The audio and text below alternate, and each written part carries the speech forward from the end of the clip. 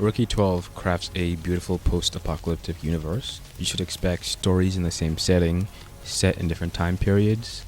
The writing is a bit rough, but it's refined and it's very nice. Rookie 12's native language is in English, so just be fair to him. And enjoy The Fall of the Sapon Duchy. The Fall of the Sapon Duchy by Rookie 12. The old world was destroyed in an event known as the Extinction, an apocalypse that killed countless people, ruined cities, poisoned the land, and changed the world forever. However, life did not disappear from the world, and new regions emerged from the ruins of the old world. One such region is known as the Living Lands, a land of everlasting green. The Living Lands, a strange and unusual region, a place where modern technology no longer works, and yet, even here, humans have managed to establish their own kingdom. For centuries, they have been safe from the outside world, but everything is about to change. The Reclamation Army, founded by a man named Dynast. Their goal is to reclaim the ruined lands and forcibly unite humanity. By forcing everyone under a single banner, the Reclamation Army hopes to avoid the mistakes of the past and forever prevent any chance of the extinction ever happening again. When the natives refused to bend the knee, an army invaded the Living Lands. Its current target is the Duchy of Sapon, home to the elementalists of the Living Lands. But other forces are eyeing the conflict as well. Envoys from Eterna, the only country to survive the destruction of the old world, have arrived in hopes of resolving the conflict between the two powers without violence. Other forces also move in the shadows, seeking their own prize in the coming conflict. The Living Land is at war. The fall of the Sapon Duchy is at hand, but who is truly pulling the strings behind this conflict, and what are their true goals? Caleria Sapon, a member of the Sapon family, is determined to save the subjects bequeathed to her rule, and as her family and soldiers are taken from her one by one, the weight of duty will fall ever more heavily on her shoulders. Chapter 1: The Destruction. A strong wind hit Caleria in the face as she took off her helm, enjoying the night breeze. This night was as beautiful as any other. Winter was coming to the Living Lands. Heavy clouds filled the sky, showering the lands below them with a tiny amount of snow. This snow would turn into water long before it could ever hit the ground. So far, the situation has been tolerable, but as the winter progresses, the rain will become heavier and heavier as more and more snow falls from the clouds. Caleria smiled and stroked the neck of her steed. The hogger angrily twitched, his beak snapping in annoyance. Caleria only smiled as bodyguards behind her gestured for her to be more careful and not irritate the animal. The hoggers were proud creatures of House Sapon, one of the 4 great houses in the Chindring Kingdom. When the extinction happened and the old world was torn asunder by the blinding light, the progenitor of House Sapon, the first of the name, led his people into the Living Lands, lands of life eternal. It was here that they first met hoggers, large animals far bigger than a man. The lower part of the animal's body was covered with thick brown fur with black stripes. The massive upper body and torso were covered with dense feathers. 4 giant legs with claws capable of tearing steel apart supported a muscular body, and 2 beautiful and long wings allowed the beast to fly. A regal-looking beak adorned the hogger's head. 2 small eyes were protected by hardened gray eyebrows. Hoggers were predators of the sky. They struck by swooping down from the clouds on their prey below, crushing the spines and carrying the carcasses of dead animals back to their nests. Yet the originator of Sapon House tamed them. Now these proud creatures served as steeds for the royal cavalry unit and were the pride and joy of the Sapon Duchy. Caleria Sapon, 5th in line to be Duke of the Sapon Duchy, volunteered to check the borders with the Duchy of Anger. House Anger were proud and hardy people. Their lands bordered the region known as the Ravaged Lands, a land of stone, sand, heat. For all its horrors, this region sometimes produced great miracles, such as ranged weapons that could kill from a great distance, allowing normal people to keep up with the abnormals. Part of the Anger Duchy was on the plains of the Ravaged Lands, and the people of Anger mined a substantial amount of steel from the high, broken peaks of the heat-scorched land. Sometimes they even found relics of the pre-extinction era, like large pieces of steel machinery, and carried them home to tear them apart and remake them into swords and knives. Lately, troubles have fallen on the Duchy of Anger. Its proud rulers refused to admit it, but some people from their land had come in search of a safe haven. They claimed that the ravaged lands spat out an army hell-bent on conquering the Living Lands for the Dread Dynast. Now, that is usually not something to worry about. Marauders from the ravaged lands have often attempted to invade the living lands, but for all their foolish valor, only a few of their numbers ever came back. Enemies' weapons and armor turned rusted inside the unique atmosphere of the living lands. Those foolish enough to march on often became entangled in vines, sickened by the local fauna, or poisoned by airborne insects, while Anger's soldiers rained spears and arrows down on the enemy from the tallest trees. One marauder gang had begun carving long clearings into the lush greenery of the living lands in order to establish patrols and gain control of the land. They eventually found out how the living lands dealt with such foolishness when their clearings disappeared within weeks, and the troops were lost in the eternal green. Only weapons and equipment made by the blessed masters of the living lands were safe from rust. Yet Marcus Sapon, head of the Sapon house, has become worried this time. Several envoys arrived from the ravaged lands. The first group came from the mystical land of Eterna. They claimed they were restoring the glory of ancient humanity. They offered friendship and news about the ravaged lands, so the Duke allowed them to open an embassy in Heaven Peak. The next envoy was a wicked-looking creature from the mysterious Oath-Takers, who offered aid against the Reclamation Army. The Duke felt uneasy even looking at him and politely showed him the door. And lastly, the envoy from the Reclamation Army, a tall man clad in crimson armor, who was the envoy of the Union of People, whose intention was to usher in a new era. He advised the Duke to bow down to the dynast. Naturally, Marcus refused. His oath to Queen Bagenda was sacred. The envoy of the Reclamation Army spent quite a bit of time trying to persuade Marcus, but to no avail. The envoy left, saying with almost pity at the end that he will make Sapon bend the knee. Caleria was genuinely surprised at this sight. It looked as if the envoy was more uneasy about this mysterious heed and felt more sorrow for the people of Sapon than joy at the supposed victory of the Reclamation Army. And now word has come that the Duchy of Anger is being hard-pressed by some unknown enemy. Duchess Caragina called for no help, yet Duke Marcus felt the need to send at least someone to survey the situation. Caleria Sapon and a small squad of her bodyguards and members of the royal cavalry were ordered to travel to Fort Ospin, a small outpost on the border of the Anger and Sapon duchies. There they were going to question local merchants and fugitive Angorian serfs about the current situation in their neighboring duchy. Caleria gestured, and her troops began to descend from the sky. The armors of the Hoggers and Sapon's troops were immune to rain and water, thanks to special metalworking in the kingdom. Yet Caleria still put the helm on her head as the first snow hit her in the face as they went lower, soon turning into heavy droplets of water. The night was beautiful, almost mystical. The forests below them looked so serene, with rivers flowing through the dense lushness, filling the night with pleasant sounds of chirping birds, whistling insects, and the mewing of prowling beasts. Everything seemed so calm. This was a dangerous and sadly common misunderstanding. The lush forests and plants of the land below wanted people dead. Predators prowled in the darkness of the forest, waiting for a chance to strike. There were plants that could shoot deadly poison into the faces of unsuspecting travelers before devouring helpless victims, insects that could cause searing heat in your body with a single bite, and of course there were beasts that could mimic the cry of a lone traveler, luring a peasant closer before ending a human's life. Maintaining the roads was an almost impossible task. Somehow, almost unnaturally, the forest reclaimed any land that you'd tear away from it within days. Fire, axes, steel, or old-fashioned poison, the land cared not. The living lands refused to die. They refused to shrink. Humans were forced to learn to cohabit with forests and to live at the whim of the land. Humans built cities in mountains or in natural clearings, leaving the forest its rightful due. Ospin was built on one such clearing. A massive wooden wall surrounded a small hill, on which were built a large village, barracks, a temple dedicated to the river goddess Encina, and the stone mansion of the Ospin family. Outside the walls were a smithy and a few mills near the farms. All in all, Ospin was a small fort. The only reason the Sapon family even built it here was to reward the Ospin family for their service and to have the ability to watch over their Anger's neighbors. While Anger was a proud bloodline, they were not beyond trying to nick parts of land from the Sapon family sometimes.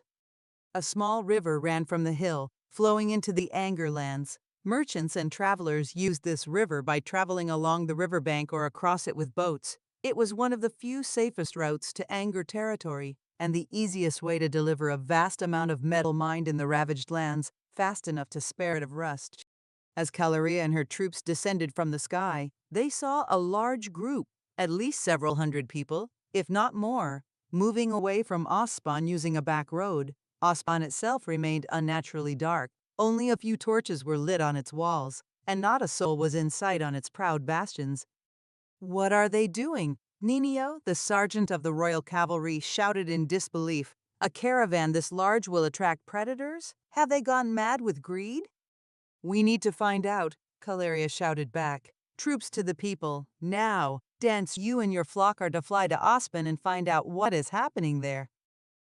The flock leader, made up of 3 cavalrymen, nodded and led the pair of his soldiers to the fort, while Caleria and her troops began lowering themselves at full speed. Her hogger crashed in front of the caravan of people, leaving deep marks on the ground as stone and dirt broke under the mighty paws. Caleria petted her steed, causing it to shriek in annoyance, and jumped off of it. She was dressed in a light royal armor, armed with a thunder spear, a wind shield, and a wind sword crafted by the duchy's finest elementalists. She took off her helmet and approached the leader of the crowd, a tired-looking elderly man. Her bodyguards and soldiers began landing behind her.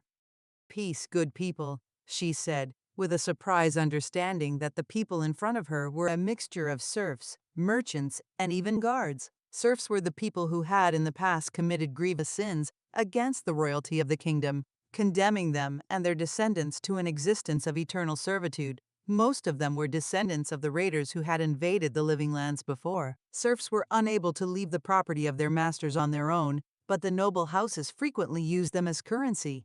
"Pray, tell me what has happened. Why have you abandoned your lands? Did you forget the oaths to your houses?" "Oaths?" A woman started laughing like mad, holding 2 infants in her arms. "Oaths to whom? There is no more anger, no more Anuvati, no more Estillo, and no more Ospon. Everything is over. He is coming.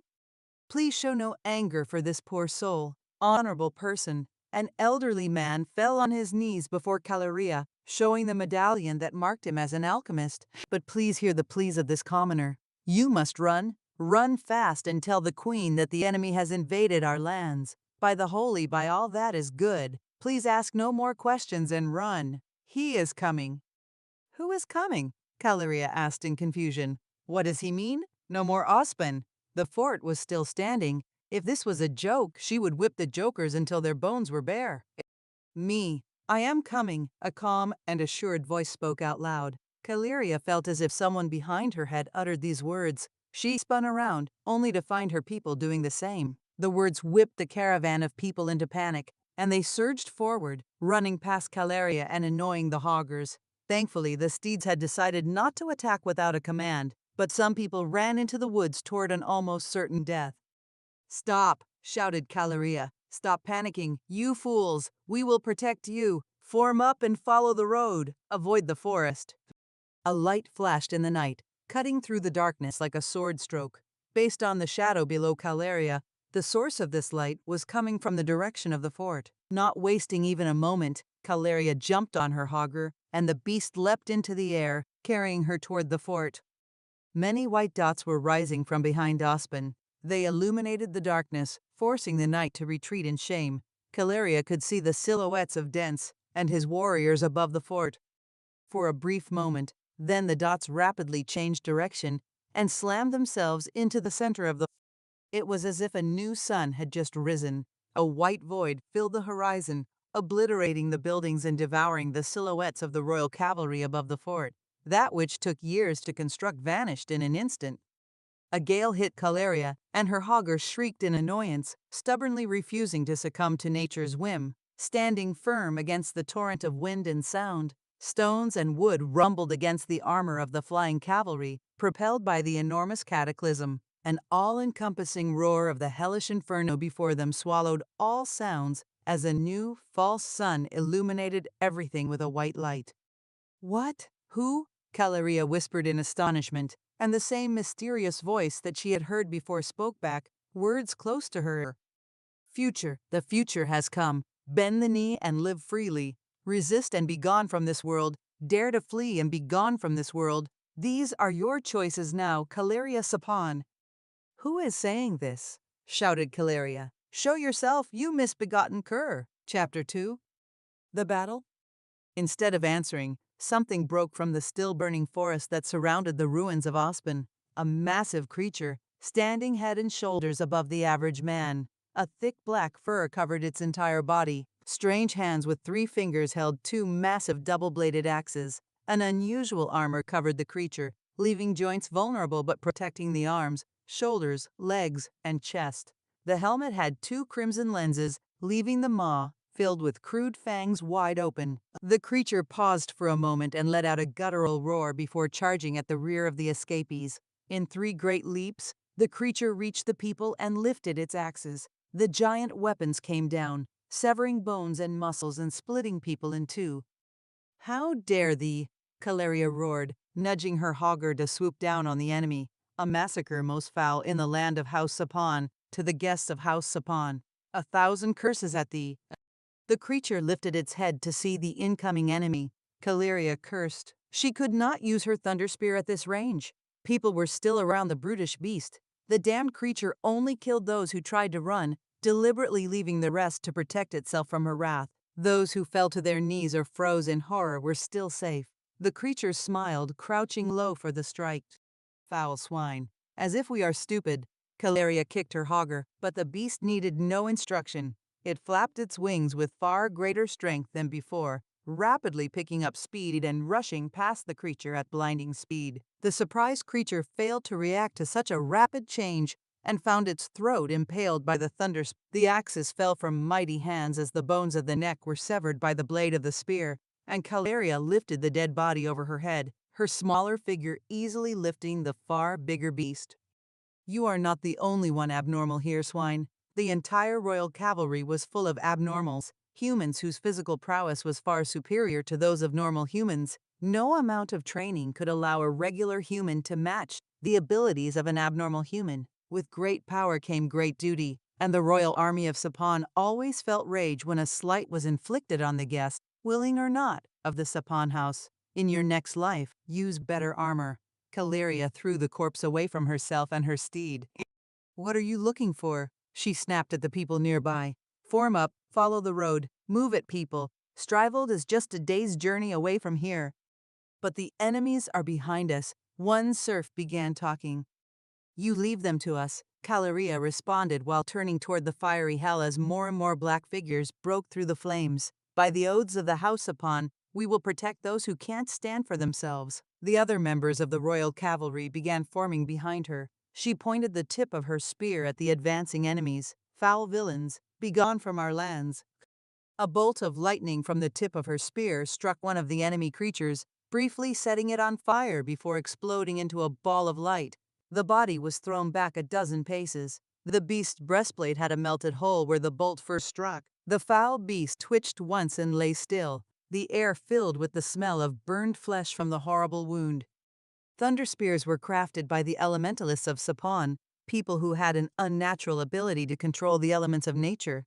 Elementalists were people who were lucky enough to encounter glow, gaining power greater than even abnormals. Such a thing was dangerous. Many students died during the training to gain power from the glow's poison, yet those who survived became some of the greatest craftsmen in the duchy. Fire, wind, and thunder were the most common elements. By binding lightning to a spear, one created a thunder spear, a weapon that could unleash the power of nature at the will of its wielder.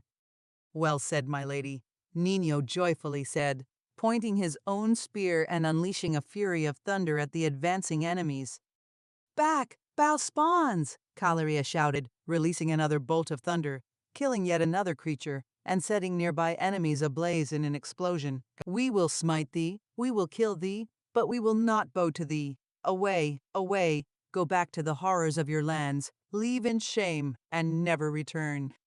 Bolt after bolt was unleashed from the spears of the royal cavalry of Sapon, turning the advancing creatures into dead meat made of maimed bodies and burned flesh. But the wave of enemies was not halted for a minute. They charged on, showing no regard for their own safety. Caleria counted at least 50 dead among the enemy ranks, a number large enough to show that any further attacks were pointless. Vile pigs, Nino let out a laugh at this sight. They behave worse than animals. No discipline, no coordination, no plan. A gust of wind hit the rows of royal cavalry. The force of the wind was strong enough to knock several cavalrymen from their saddles. Caleria was one of the fallen soldiers. She rolled on the ground, struggling to regain her balance and get back up. Finally, she had stopped the impact of the enemy's attack and stood up, reaching her hand to her neck, ripping off her long purple cape and throwing it away. She recovered her balance just in time as another creature leaped on her, taking advantage of the confusion in the ranks of the knights to close the distance between them. The creature struck with both axes in a long arc, forcing Caleria to dodge to the side. Her spear, suddenly too long for her to wield, forced her to retreat even further to gain distance. Her enemy, however, had no intention of letting her go. He stopped the momentum of his weapons and brought them back in an upward arc, trying to slice the knight.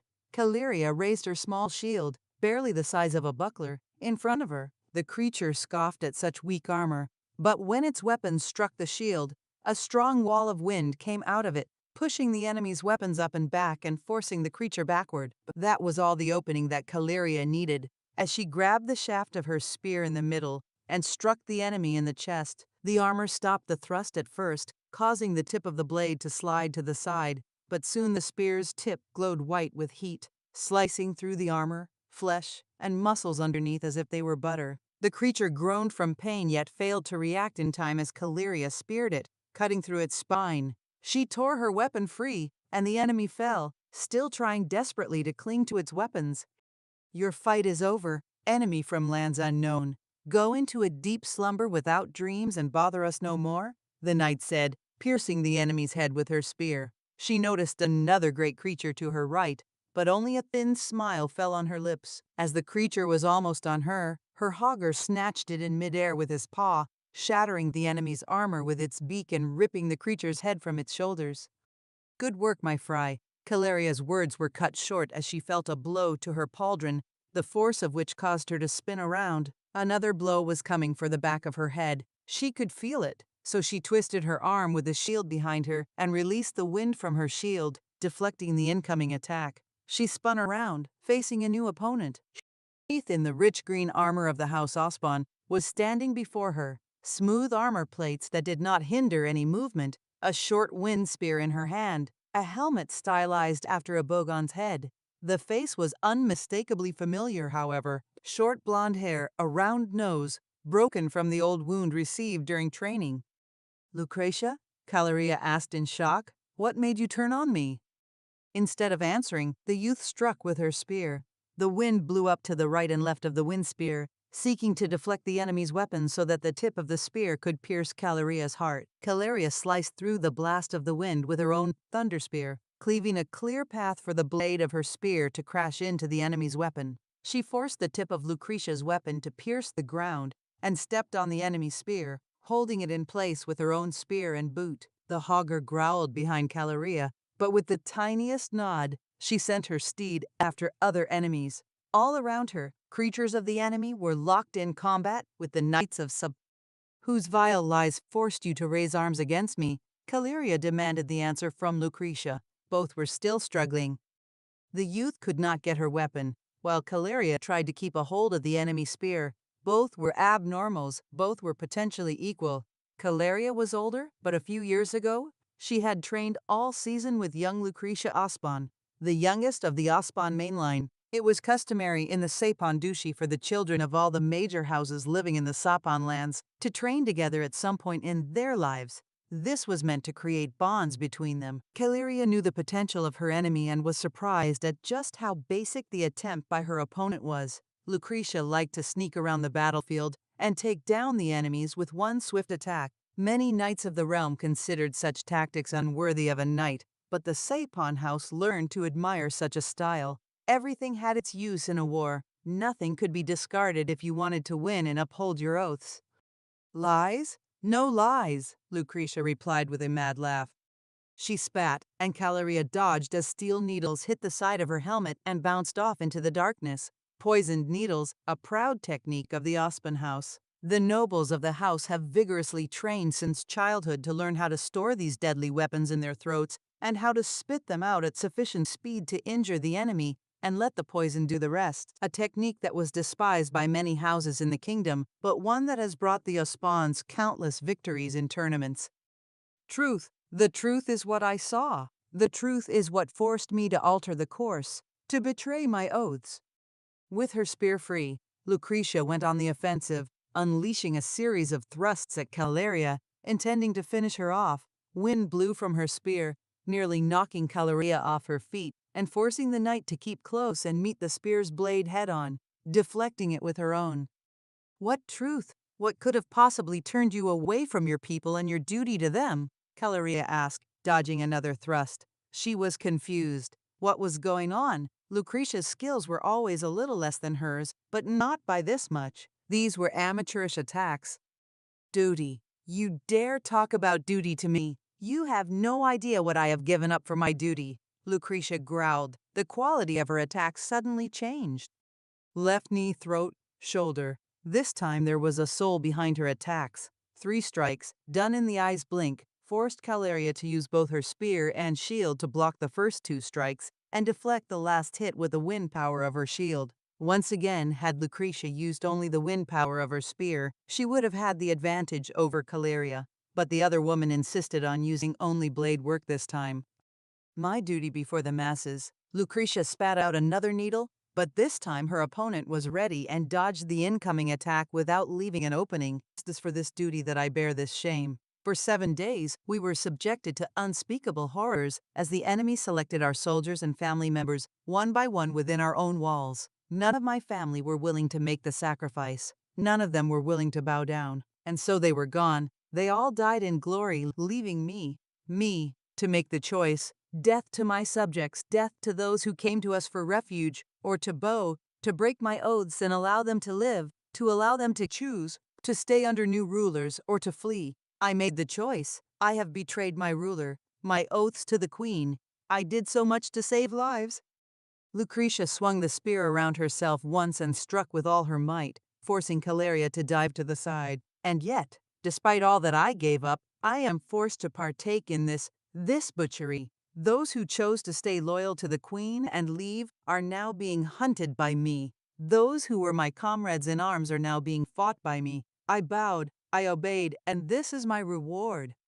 Who turned you? Caleria calmly asked, moving forward faster than an eye could follow, kicking Lucretia in the side with her elbow and bulging the armor of her enemy deep within her body. Lucretia coughed from pain, and Caleria swung her spear as if it were a staff, knocking the enemy's weapon away. Who turned my friend against me?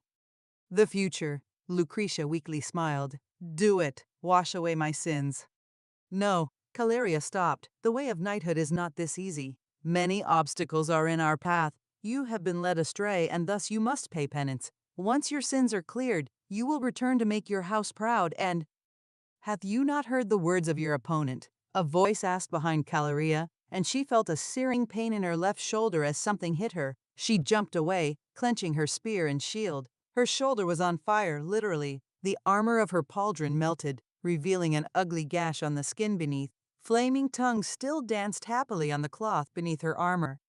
The future has come and snatched us all away, the new opponent mused while coming forward. Magnificent red armor covered him from neck to toe, leaving his blonde head exposed. Despite his knightly armor, he wore no shield. Holding a sword covered in flames, the handsome youth smiled with a serene smile. We are orphans now, bound to the reclamation army. Our family lines are gone from the world. Our oaths are broken. Our homes have been reduced to nothing, yet our people still live on. Will you join us? I wonder, will you make the same sacrifice as we did? Antoniato Angor, the heir to the Angor family, asked Caleria with a smile on his face. Caleria clenched her left fist to check if her hand still worked. No problem here, she decided, and without answering Antoniato, she lunged forth, the spear aimed at his face. With an almost casual effort, he deflected her attack with the sword, but left his side open to the shield in her left arm. She rammed her shield into his side and was about to activate the wind when she noticed an incoming attack from Lucretia out of the corner of her eye. Caleria backed off from the spear of her opponent, and Antoniato attacked her with an overhead strike. Her hogger came at the traitorous son of the Angor duchy from behind, But a gigantic shadow appeared behind Antoniato, a giant lizard, a steed of the Anger family, almost closed its jaws on the hogger's neck. But at the last second, the beast sensed danger and gracefully avoided the attack, leaving a deep claw mark on the hide of the enormous lizard with an almost arrogant swing. The huge blob under the lizard's neck tensed up, and the lizard spat acid at the hogger, burning fur and skin on the beast's back. Caleria left her steed to duel on his own. The proud creature would refuse her aid anyway. He had found his prey and was now fully intending to finish the fight. Meanwhile, she found herself hard-pressed by Antoniato and Lucretia. She had seen Antoniato once before, when his family brought him to the Sapon duchy on a diplomatic visit. Back then, he acted as if he were a careless-looking dolt, and she had dismissed him as a decadent individual because of his constant carousing in parties. The same face was on him now, the same careless smile.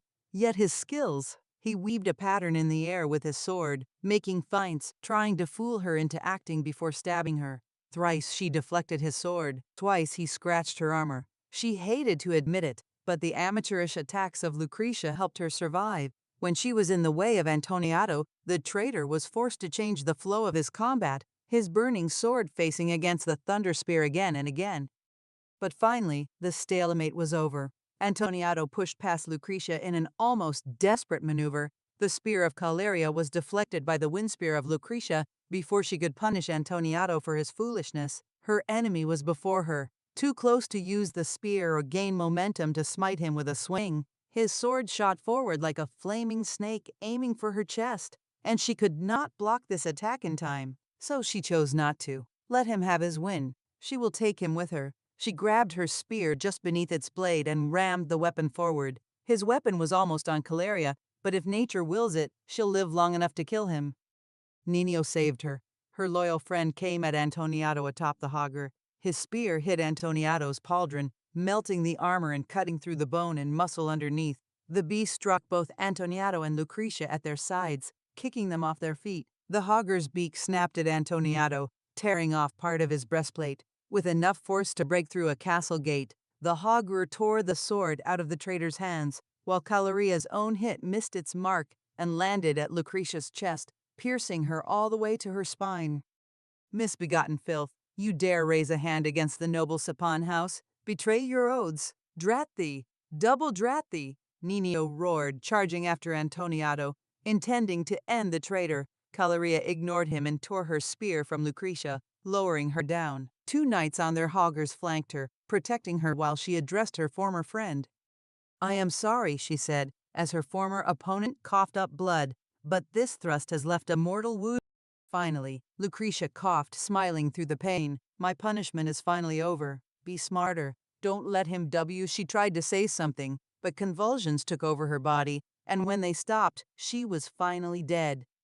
Caleria said a small prayer and turned to the battlefield, just as everything changed. Suddenly there was a thunderous noise, and something hit Nino in the neck. Just as the knight was about to deliver punishment to the wounded Antoniato, the unknown attack was not only strong enough to break the knight's jaw, but it tore through the poor man's flesh, tearing the gorget into pieces, breaking the back of the helmet, and literally tearing Nino's neck in two, sending the sergeant's head flying. At the same time, something hit his hogger, leaving the proud beast with a round hole in her head. Caleria turned around to see 2 other knights of the royal cavalry in similar fashion, their bodies pierced with massive holes, their armor shredded, and their noble steeds slaughtered like cattle. She turned and saw the culprit, a figure clad from head to toe in a heavy, oversized armor of green color, with a weird-looking thing in his right hand, was looking at Caleria through the pale lenses of his helmet. A stream of smoke came from the thin tube at the end of the strange thing in his hand. Caleria had seen similar things in photographs her family had shown her when she was a child studying in the Dome of Learning. This strange object was almost certainly a gun, a revolver, judging by its rotating cylinder. Guns were able to shoot fire, heat, or metal if the owner fed them properly. Like any tool, it needed to be maintained in order to function. However, guns could not be used in the living lands. They would rust and break down due to the climate. Still, she could not deny what she saw. The man snapped his fingers with his free hand, and his helm slid back on its own, revealing the wrinkled face of the black-haired man, at least 60 years old from the looks of it. cautious gray eyes. He asks, "Is this the Sapon bitch?" "Yes," groaned Antoniato from the ground, trying to get up. "Meh, not impressed," the man said, reaching for something on his belt, his eyes still locked on. The Knights of Sapon used everything to win. They studied everything they could. Her foe wielded a very archaic version of a handgun. She could bet her life on it. The records that other Sapon had brought back from the ravaged lands showed that the people there usually used more automatic weapons or weapons that could unleash searing beams of energy. If she was right, her enemy only had 6 shots left, and he had already used them all. She raised her thunderspear and released the charge. The man darted to the side, narrowly dodging the bolt, and snapped with his free hand, causing his helmet to encircle his head. But while the enemy dodged the thunderbolt, he left himself wide open for attack as Caleria leapt at him, aiming her weapon at his neck. The tip of her spear turned white as the lightning within it prepared to melt through any metal in its path. Just as she thrust her weapon at the man, he lunged at her and swung his weapon up, striking her spear just below the blade and pushing it upward, over his shoulder. Before Caleria could back off to gain distance, the man, without stopping his momentum, hit her with the elbow of his right arm. An attack landed on the upper right of her chest, bending the chest plate and sending the knight flying a few steps back. She fell on her back and tried to stand, but received a hard kick in the face. Caleria rolled on the ground and made a blind swing with her spear, forcing the attacker back. The damn bastard was abnormal as well, judging by his unnatural speed and strength. Despite the oversized mountain of steel that served him as armor, the man moved with a grace that she could hardly match. "You are done for today." The man snapped his hand, his helmet sliding down his chest to reveal his weary face. "Look at the future that comes to your lands." Before Caleria could respond to his boast, she heard a loud noise. An enormous behemoth of steel broke through the firewall. 2 long guns were on top of the vehicle's tower, and 2 smaller guns were at the sides of the vehicle. Huge tracks allowed the machine to move with ease across any battlefield. When it stopped, the machine unleashed searing heat from its side cannons, setting a knight and his hogger on fire and causing the people running away to scream in horror. The intensity of the heat was great enough to melt the armor of the poor soul. The rider and his faithful steed barely had time to utter their last screams before the heat reduced them to scorched, burning remains. "Here's the deal," the man continued, speaking in a rasping voice. "We can keep fighting. Who knows, maybe you can even kill me. But I am feeling generous today. Run, little rider. Take your people and run. Run away and tell your ruler to bend the knee. Otherwise, we will come and do to you the same thing that we did to Ospan and Angor. We broke their backs. What chance do you think yours has against our might?" More creatures burst through the flaming wall. These looked just like the creatures from before, but their armor was better, closing all the gaps in their bodies, and they carried large cannons in their hands. Along with them marched row after row of human soldiers, dressed similarly to Caleria's current enemy, carrying long machine guns in their arms. Caleria tried to recall everything she had learned about weapons from the outside world, and concluded that her current forces had no chance against their foes. "We accept your offer of a truce on the condition that you allow us and the civilians to retreat in peace," Caleria said quickly. Her armor was damaged, and some bones in her body were probably broken. Her helm was bent from the strike of the enemy. The metal part was deeply embedded in her cheek. At least 2 teeth were missing. The knights were losing this fight now that the full extent of the enemy had been revealed. There was no shame in retreating if the knight kept the commoners alive. "Peace," the man spat. "I could send you home in pieces. But fine. Enough deaths for today. Those who stay on the road are promised safety by the Reclamation Army. Those who took to the woods, however, are fair game." "Then the truce is accepted," Caleria coldly responded, reaching for the horn in her belt. She used it to signal her troops to stop, while her enemy used some sort of communication as his helmet slid back on his head to signal his troops to stand down. Unfortunately, here and now, her troops were not in a position to dictate terms to the enemy. It was a miracle that they had rescued as many people as were already on the road. Caleria waited until her hogger reached her and mounted her steed. "My thanks for your mercy, Sirrah," Caleria continued icily. "And when we win, I will try to repay the favor by sparing your people's lives if possible." Her hogger leapt into the air, joining the other knights as they soared into the sky. She ordered 5 members of the royal cavalry to monitor the running commoners, calm them down, and organize them on the road to Heaven Peak. The rest of her knights joined her as she sped back to the castle. Duke Marcus needs to know what happened here as soon as possible. Chapter 3. The Invaders' Worry. As soon as the enemy left, Dacian let himself shudder. He took deep breaths of the cool air, unable to hold back his weakness any longer.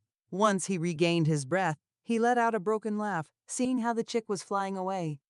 Sirrah, mercy, oh my. He reloaded his revolver. It was a heavily modified weapon. The speed of its projectiles had been greatly improved, and the crane had been enlarged, allowing him to use both incendiary and armor-piercing rounds when needed. He liked this weapon. It had saved his life more times than he could count. Still, if not for his power, he would never have used it. Instead, he would have grabbed a shard gun. Modern times call for modern solutions.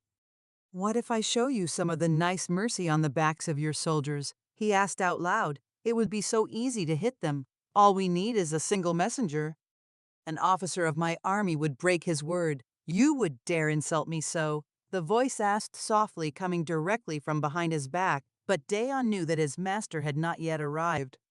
I was just spilling my bile around to calm my nerves, sir. He returned his weapon to its holster and raised his hand as he felt a tingling pain. I'm not like torturer. Dayon looked at his shaking hand. Damn it all, his body was breaking down. Just a quick dash across the battlefield, 6 shots, and a minor exchange of blows, and he was already out of breath. His hand was aching and trembling, spearing the rest of his arm with pain. Despite some of the best power armor provided for officers in the Reclamation Army, he barely outpaced his enemy tonight. For all his status as a new breed, he was falling apart as his age finally caught up with him. Dayon was old. Even the rejuvenating shots could no longer reverse the degradation of his cells, leaving his prime in the past. Other soldiers would have retired already, returning to the core lands of the state, where conditions were no longer harsh. Dayon stubbornly refused. He gave up his rank, taking on the role of one of countless officers. But he gave his entire life to Outsider, and he will not let his body stop him. He owed his liege this much for the rescue. His mother gave birth to him in the arena's dungeon. His lot was to die in battle to amuse nobles from his now forgotten kingdom. Yet each time he won, his masters began giving him toxic waste that set his stomach on fire instead of water. They wounded him before the fights. Dayon refused to die, persevering in the face of any and all obstacles and enjoying seeing the raging faces of his masters. Then, one fateful day, Outsider visited the homeland of Dayon, and the kingdom was no more. Its people survived while its rulers were washed away. Their scions were given to the dynasty, and the former rulers themselves were remembered only by the history books. It was on this day that Dayon swore loyalty to his master. Other new breeds served centuries longer than he did and did well. Age caught up with Dayon, but only because his youth had been so messed up. The doctors said there was only so much they could do for him. The poison fed to him rooted its way all the way down to his cells, brain and all, eroding his body faster and faster despite the help of the rejuvenation procedures. He could not become ageless, nor would cybernetic implants save him. And lately, after the stroke, all the army doctors have been pestering him and his superiors about his retirement.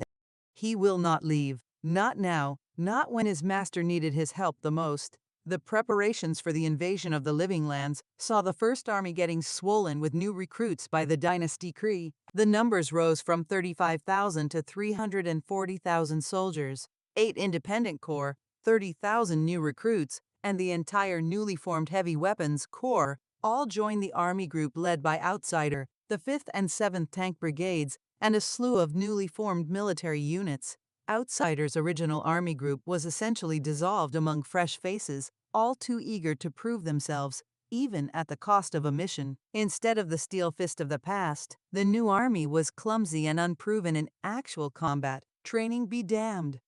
Because of this, Outsider approved Torturer's plan. They captured Anger and Ospen with minor trouble and with less blood.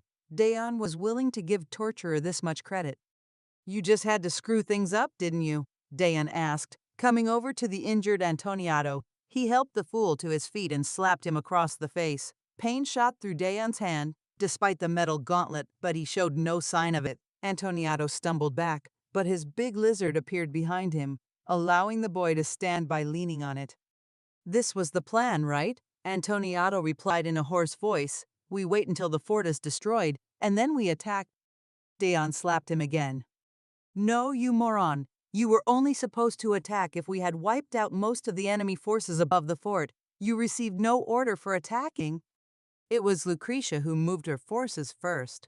The former royal boy complained. I only followed her after I assumed that the order had not reached me in time. Dayan looked at Antoniato for a long time. Fine, let us assume that you are correctable, he said at last. You only fell under a negative influence. Thankfully, the problem has been solved. But dare to disobey orders again, and next time, I will personally dismantle you. Go to the medics and fix yourself. Disgrace. Dayan turned away and looked at the battlefield. The losses were minimal. The soldiers who fought here were from the Aureus tribes, and they all worshipped Outsider. Stubborn people, they forced their new warriors to fight with melee weapons before they could earn firearms. Not even Outsider was able to change this inane tradition. But the torturer's plan began to unravel. Torturer had hoped to plant a seed of doubt and fear in this Sapon chick and use her the same way he used the Anger Brat and the Ospan chick. This failed, as she saved some civilians and killed more enemies than she lost soldiers. Torturer hoped to wipe out a large number of the Knights of Sapon over Ospan. This failed as well. Worst of all, Torturer was warned by Uria, Colonel General and second in command of the front lines, that this might happen. The army group was advancing too quickly. If Uria had her way, they would lure the Sapon troops into a better trap a little later, one that would not involve using disobedient civilians as bait. The people of Ospan who bowed their heads have now been moved to a temporary camp a few kilometers from Ospan. Their wounds are being treated, and teachers lent by the Third will begin their educational campaign to bring the new citizens up to speed. Tomorrow, work units will arrive to rebuild the ruins of Ospan into a proper outpost, and the civilians will be allowed to return in a few weeks. Until then, the rear units will have to keep the forests of the living land at bay, by force if necessary. Dayan was not liberated by the dynast. It was not the army that saved it. It was a creature, a being he called his master, and for that being he will lay down his life. And if Torturer dares to continue to lead this campaign astray, the first must stay pristine, at any cost. Dayan ignored the pain in his body and moved to order the troops to form up. He received word that some soldiers from the Aurea's ranks were still busy pursuing enemy civilians in the forest. Recall them immediately, Dayan snapped at a nearby officer. Curses. This is what happens when you work with green recruits. He wondered how many of these fools would catch some deadly disease in the forest. This whole advance is shit, he finally said when he was alone, turning off his armor's communication systems and staring down at the surrounding forest. He noticed a few insects running here and there, the only creatures stupid enough not to run from their artillery. You insult our plan so? The voice asked. Just telling it how it is, sir. It was impossible to tell when Outsider was eavesdropping on the conversation. Dayon came to terms with this unique quirk of his master and always preferred to speak the truth, never mincing his words. You should demote Torturer and promote Uria.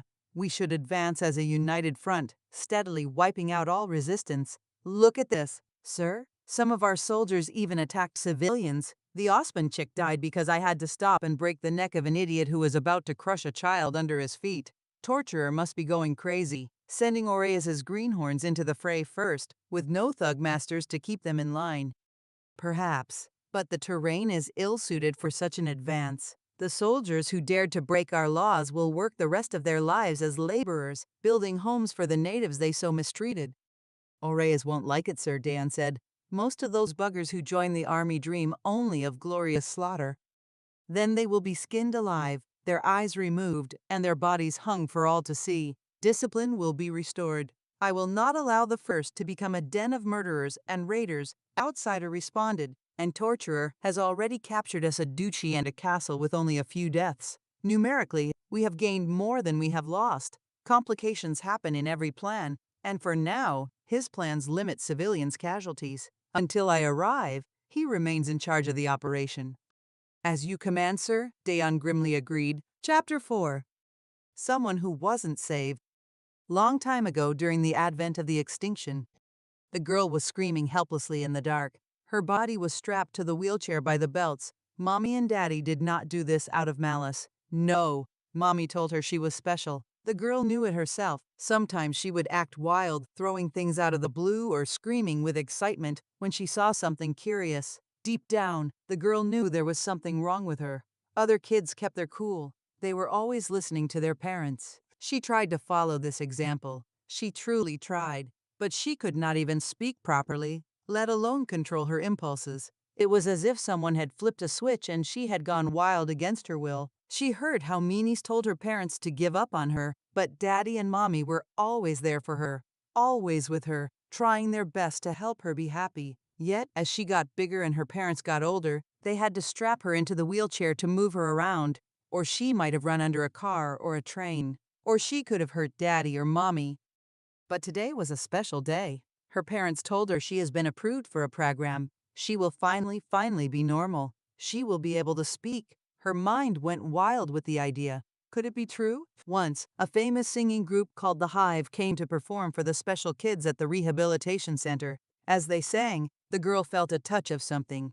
She struggled to explain what it was, but her body was in control. The song was so beautiful, even better than the opening songs from the morning cartoons about heroes. And the other children felt it too, sitting next to her and clapping. What a happy day it was! They all got chocolate milk and lots of goodies, and no one was in a bad mood. The girl tried to sing along, but all that came out of her mouth were meows and whimpers. Heroes and artists were the best. The girl saw heroes on TV and ignored the words of the medical staff's words that the cartoons weren't real. What did they know? Heroes always come to help. They always have a kind word to say, and none of them would scold a sick child who accidentally hit a nurse. The girl wanted to be like a hero. She bit her lips to blood when madness crept over her limbs and demanded that she lash out. When the situation became unbearable, the girl would dream of visits from musicians or clowns who cheered on children like her, or of Daddy and Mommy coming home from work to pick her up. Her parents took her to the medical center when everything suddenly began to shake and crumble. People started screaming in fear, kicking and punching each other as they tried to get to the exit. Pale light was visible from windows outside. The girl had never seen so many scared people. And then she saw something even more terrifying. The wide hospital windows showed part of the city, with flying cars, a sprawling network of streets, and skyscrapers touching the sky. Only now, the cars were falling out of the sky. Fleshy tentacles were breaking out of the ground, wrapping around the skyscrapers and toppling them. Lights fell from the clouds, turning entire sections of the city pale, and when the light receded, not even a trace of the buildings was left in their wake. A pipe fell in front of the horrified people on the opposite street, and green gas spewed from it, causing people to cough and fall down, red from their mouths. Clouds were ripped apart and the top of a huge metal mountain appeared, banishing the clouds beyond the horizon. It was bigger than anything the girl had ever seen before, bigger even than the giant monsters the heroes fought so often in cartoons. Even skyscrapers looked tiny compared to it. Covered in blinding lights and explosions all along its hull, the object descended, spewing fire from its rows of batteries and setting the city ablaze. A single volley left a skyscraper hollowed out. The outline still stood, but everything inside was gone. Doctors led her parents and her to a safe room, along with a few others. The horrible screams of people outside of the building were heard even here, filling the corridors with desperate wailings. An elderly couple fell on their way to the room. Her parents rushed to help them, and then a strange thing fell. They were in the basement of the building when a strange, glowing thing fell through the ceiling from above. The doors to the room closed automatically, and the lights dimmed. The last thing the girl saw clearly was the men near the glowing thing begin to twitch and fall. A doctor pushed her wheelchair away from the glowing thing, and then his skin began to blister and peel at his touch. She did not know what happened to him as the room fell into almost total darkness. Only the glowing thing gave any light to the room. Green, purple, pink, green, purple, pink, again. The worst part was the silence. She could not move, but never before had she been in such total silence. She was the only source of sound. Twisting her head, she looked at the watch that her daddy had given her. It had 2 arrows and 12 numbers. Daddy told her she would never be alone. When the long arrow makes a full circle, he or mommy will always come back. They always keep this rule. But now the long arrow made 1 full circle after another. The short arrow made at least 3 full circles, and no one came. She wanted to eat and drink, and her lips became dry. No one came. Her fingers became weak, and she let go of her plushie, her favorite toy. She cried for someone to help her. A good person always gave her the stuffed animal back when she let go of it. No one came. She called heroes for help. They did not respond either. Mommy, Daddy, where are you? The words sounded clear only in her head because only meowing and whimpering came out of her lips. Her stupid, stupid body. If only she could move, if only she could speak. Something moved? Help! Will someone finally open the doors and let her out? Maybe Mommy and Daddy had finally come back. The sound was like thousands of needles running across the floor. The glowing thing started working again, and the girl saw what looked like a big black carpet that was coming at her, washing over the bodies lying on the floor. This carpet came out of the cracks in the walls, filling the room as more and more black mass poured in. Her legs tingled as the things crawled across her legs, and then they bit her, to the blood. No, go back, you meanies. Don't hurt me, please. She meowed and whined as things ran up and up to her eyes and mouth. It hurts. She tried to scream, feeling how the meanies started chewing their way under her skin. Go away, go. She choked, opening her eyes wide one last time. A stream of black bodies pushed down her throat, filling her with such pain the girl never knew was possible. In her mind, she begged anyone to come and save her. Mommy, Daddy, heroes, anyone, please, anyone, it hurts so much. The insects reached her eyes, and the girl lost her sight. Chapter 5. Grew up to be a wannabe hero. The present day. Insects began to gather in a small clearing, ignoring the drops of water that fell from above. There were all kinds of creatures here, poisonous spiders from the deepest parts of the forest, who were larger than a human palm. Next to them hurried scorpions from outside of the living lands. The tough chitin of their bodies could withstand a direct hit from a handgun. Predators and parasites marched together. Hunters and gatherers walked side by side, no longer ruled by instincts.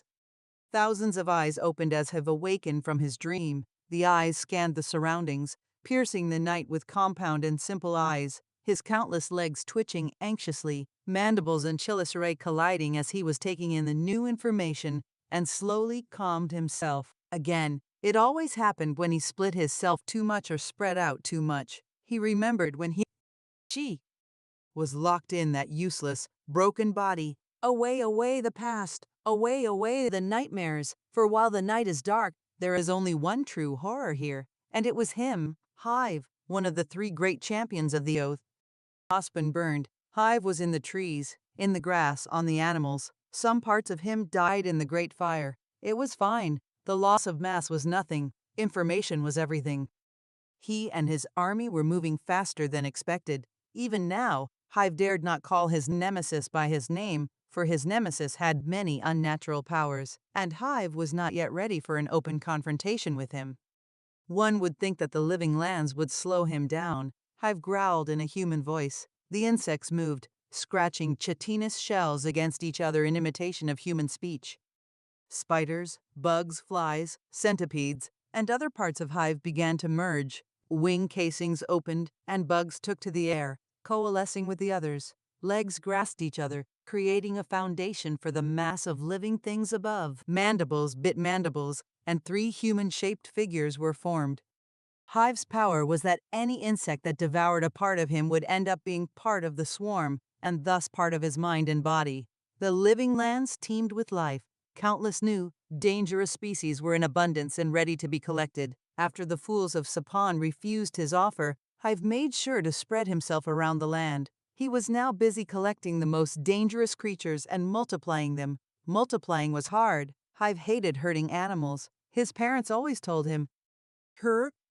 Not to hurt those who are weaker than you. Only bullies do that." But there were other ways. He gorged some of his parts on tree sap, flowers, and other kinds of nutrients. Then he cannibalized his own body, devouring weaker parts to produce stronger ones. Easy again and again. A kind of perfect ecosystem. Hive was careful not to overdo himself and evaded expanding himself too much, scaring away several types of insects. The local wildlife must survive. Of course, if he found a dead animal or human, he helped himself. Waste not, want not. A swollen, mangled body limped forward and joined the figures. Hive looked at the host and admitted that this body was about to break. The insect pincers held the torn muscles and ruined form together, sewing the flesh together like needles. Its lower jaw dangled on a strip of rotting flesh. Two large globes at the back of the body were filled with nourishing juices. Their weight alone had started tearing the flesh. The body began to decompose after he visited Marcus Sapon to deliver a warning. The nutrients in the half-dead body were no longer sufficient to provide for the egg inside and the incubator body, and the egg must be preserved at all costs. Hive obtained this host when he permanently removed a band of raiders from the border of the living lands. Hive had no real need for human hosts, but found it much easier to communicate with other humans by using hollowed-out human husks, now filled with various exotic insects that controlled the brain of the deceased person. Just a few days ago, Hive encountered a bard on the road. Hive hid behind the trees, and the two had a good time singing songs of the ravaged and living lands to each other. But when Hive left the trees and showed his true form, the bard ran away screaming. Hive was not angry with him for this. People from other lands often judged him by his appearance. He sent a few of his bodies after the bard, keeping the man safe until he reached a village. No doubt the locals will tell a few stories about the new spirit of the wood. Hosts were useful for transporting the egg and to serve as incubators. The living lands were home to a whole swathe of dangerous, murderous creatures. Yet the being in the egg came from the ravaged lands. It took Hive and scientists quite an effort to reawaken the life in this creature. This was a gift from the old era, when humans ruled over a healthy planet. One of the research centers recreated one of the most dangerous beings of a faraway era, an era when even humans did not exist. And not only did they recreate this magnificent creature, but they also improved upon the design. Before they could produce even a single such being, the extinction had happened, and these creatures were left in storage, never to be hatched and never to taste their abilities in battle. Until Hive found them, that is.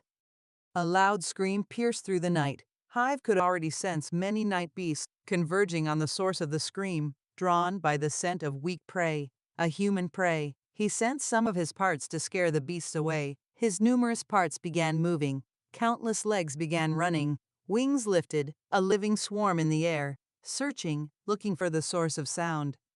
It was easy enough to find. A group of local commoners were running away from the Aureus. It was a surprise that both parties had survived this long, but a welcome one. Human-shaped parts of Hive charged forward. One human-shaped figure jumped and grabbed a tree's branches, jumping from one branch to another like a long extinct ape from the past. The bugs forming his lips shifted to form a smile as he made a graceful somersault. Hive liked to entertain himself like this. His minds had already calculated exactly where to intercept the groups. The maimed host hurried after the living carpet as fast as possible. Larger insectoid parts of his body, big enough to be individual parts, ran in the darkness of the trees, away from the main swarm. The purpose of these units was to ensure that no one would interfere. He finally arrived as the auras reached their victims. One of the huge gorilla-like creatures raised a pair of enormous axes above his head, ready to slice the woman and man before him in two. The rest of the auras surrounded the people, bellowing challenges at the confused locals armed with a few knives. Meanies, villains.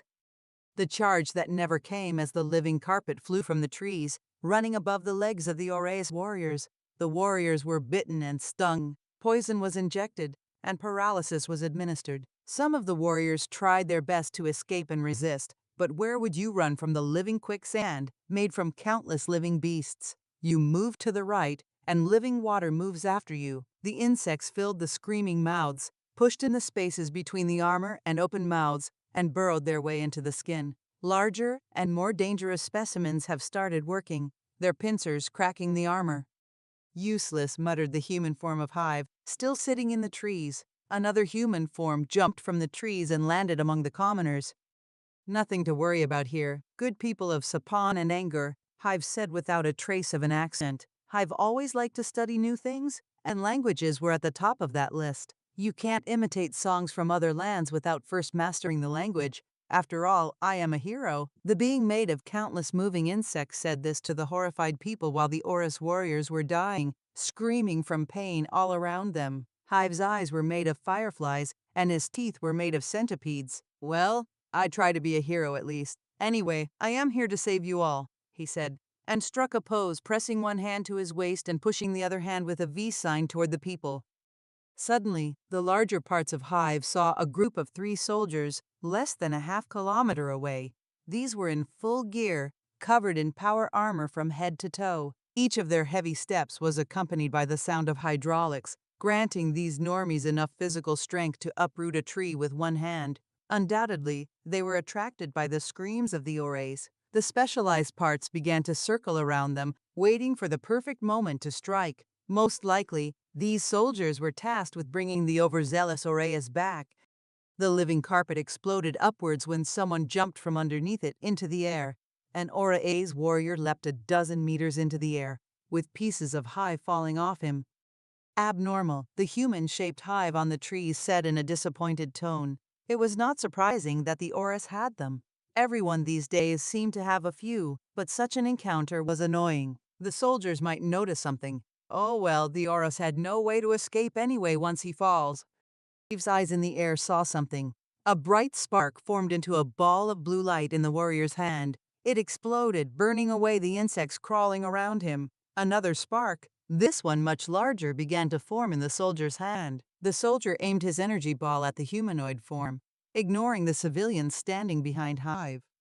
Abnormal and blessed, Hive roared in annoyance and jumped to save the people. The Oris threw the orb at him. The blue ball of energy hit Hive's human-shaped body and tore it apart. Of course, in the grand scheme of things, it did nothing. His humanoid shape was torn apart, and most of his human-shaped body was dead, but this did not render Hive helpless or undermine his control over the swarm. The insects that made up his head, hands, and legs broke apart to escape the flames. Bouncing off each other, they had reached the falling body, joined by the swarm in the air. The Oreas choked, struggling to keep himself from breathing when insects poured into his mouth and nostrils. It didn't help him one bit. The lenses of his helmet were cracked, and next came the turn of his eyes. Scorpions burrowed into his head through his nose and ears. The soldier did not suffer long. His brain was hollowed out even before his body touched the ground. See, nothing to worry about. The hero is always here to help. Another human-shaped hive rushed to the group and bent his form before one of the youths, twisting his mouth in the form of a smile. "Don't touch my son, you monster!" a woman shouted nearby, smacking the swarm across the head, shattering the perfectly round shape of his head. As if broken from a trance, commoners began running from the site of the massacre. "Where are you running? There are no cities in that way," Hive yelled behind them. "Hey, normies!" Hive let out a good-natured laugh and sent some of the larger parts after commoners.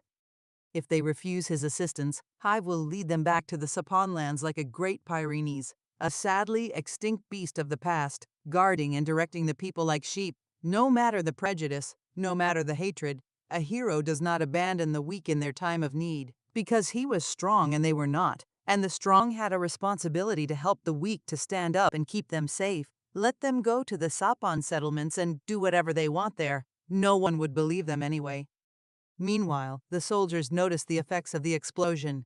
One of the soldiers raised his hand to his ear to activate the communicator and send the update to his commanding officer. A shape appeared above him, traversing the trees without a single sound. Hive didn't use the insects of the living lands alone. An insectoid warrior, a creature 1.5 meters tall, jumped from above and broke his fall with ideal perfection, digging his stalked legs into the trunks of the trees.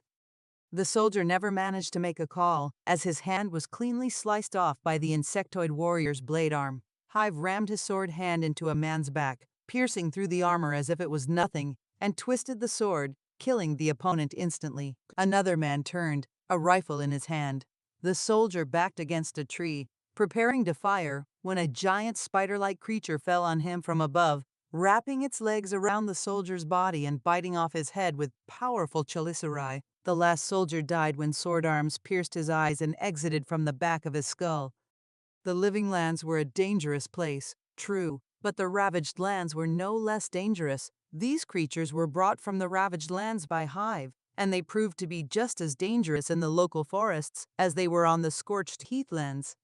Mystery for a week. Find out why the Reclamation Army's equipment is working and rusting here, Hive said to himself. Hive brought quite a few toys with him to the living lands, as well as a video recorder with the latest cartoons of Eterna and the Reclamation Army. Just a few weeks after arriving in the living lands, all of this nice stuff had turned into a rusty mess. At least the magazine survived, and Hive could keep himself occupied by solving puzzles.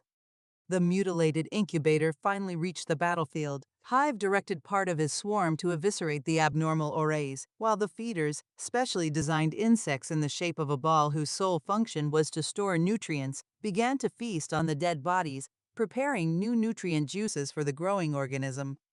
It was a bit scary to be here, especially when he was coming. We can run, you know. Shut it! Hive screamed in his mind. We are one. Not we are one person. Hive, stop making it weird. Sorry. Just be silent, will you? Hive asked. If we leave, the Reclamation Army will undoubtedly gobble up these lands, making it twice as hard for us to beat them later. Besides, he and I have a score to settle. Revenge is bad. I know, but think about it. Hive crossed his arms and sat down. The villains came to these lands, killing and stealing.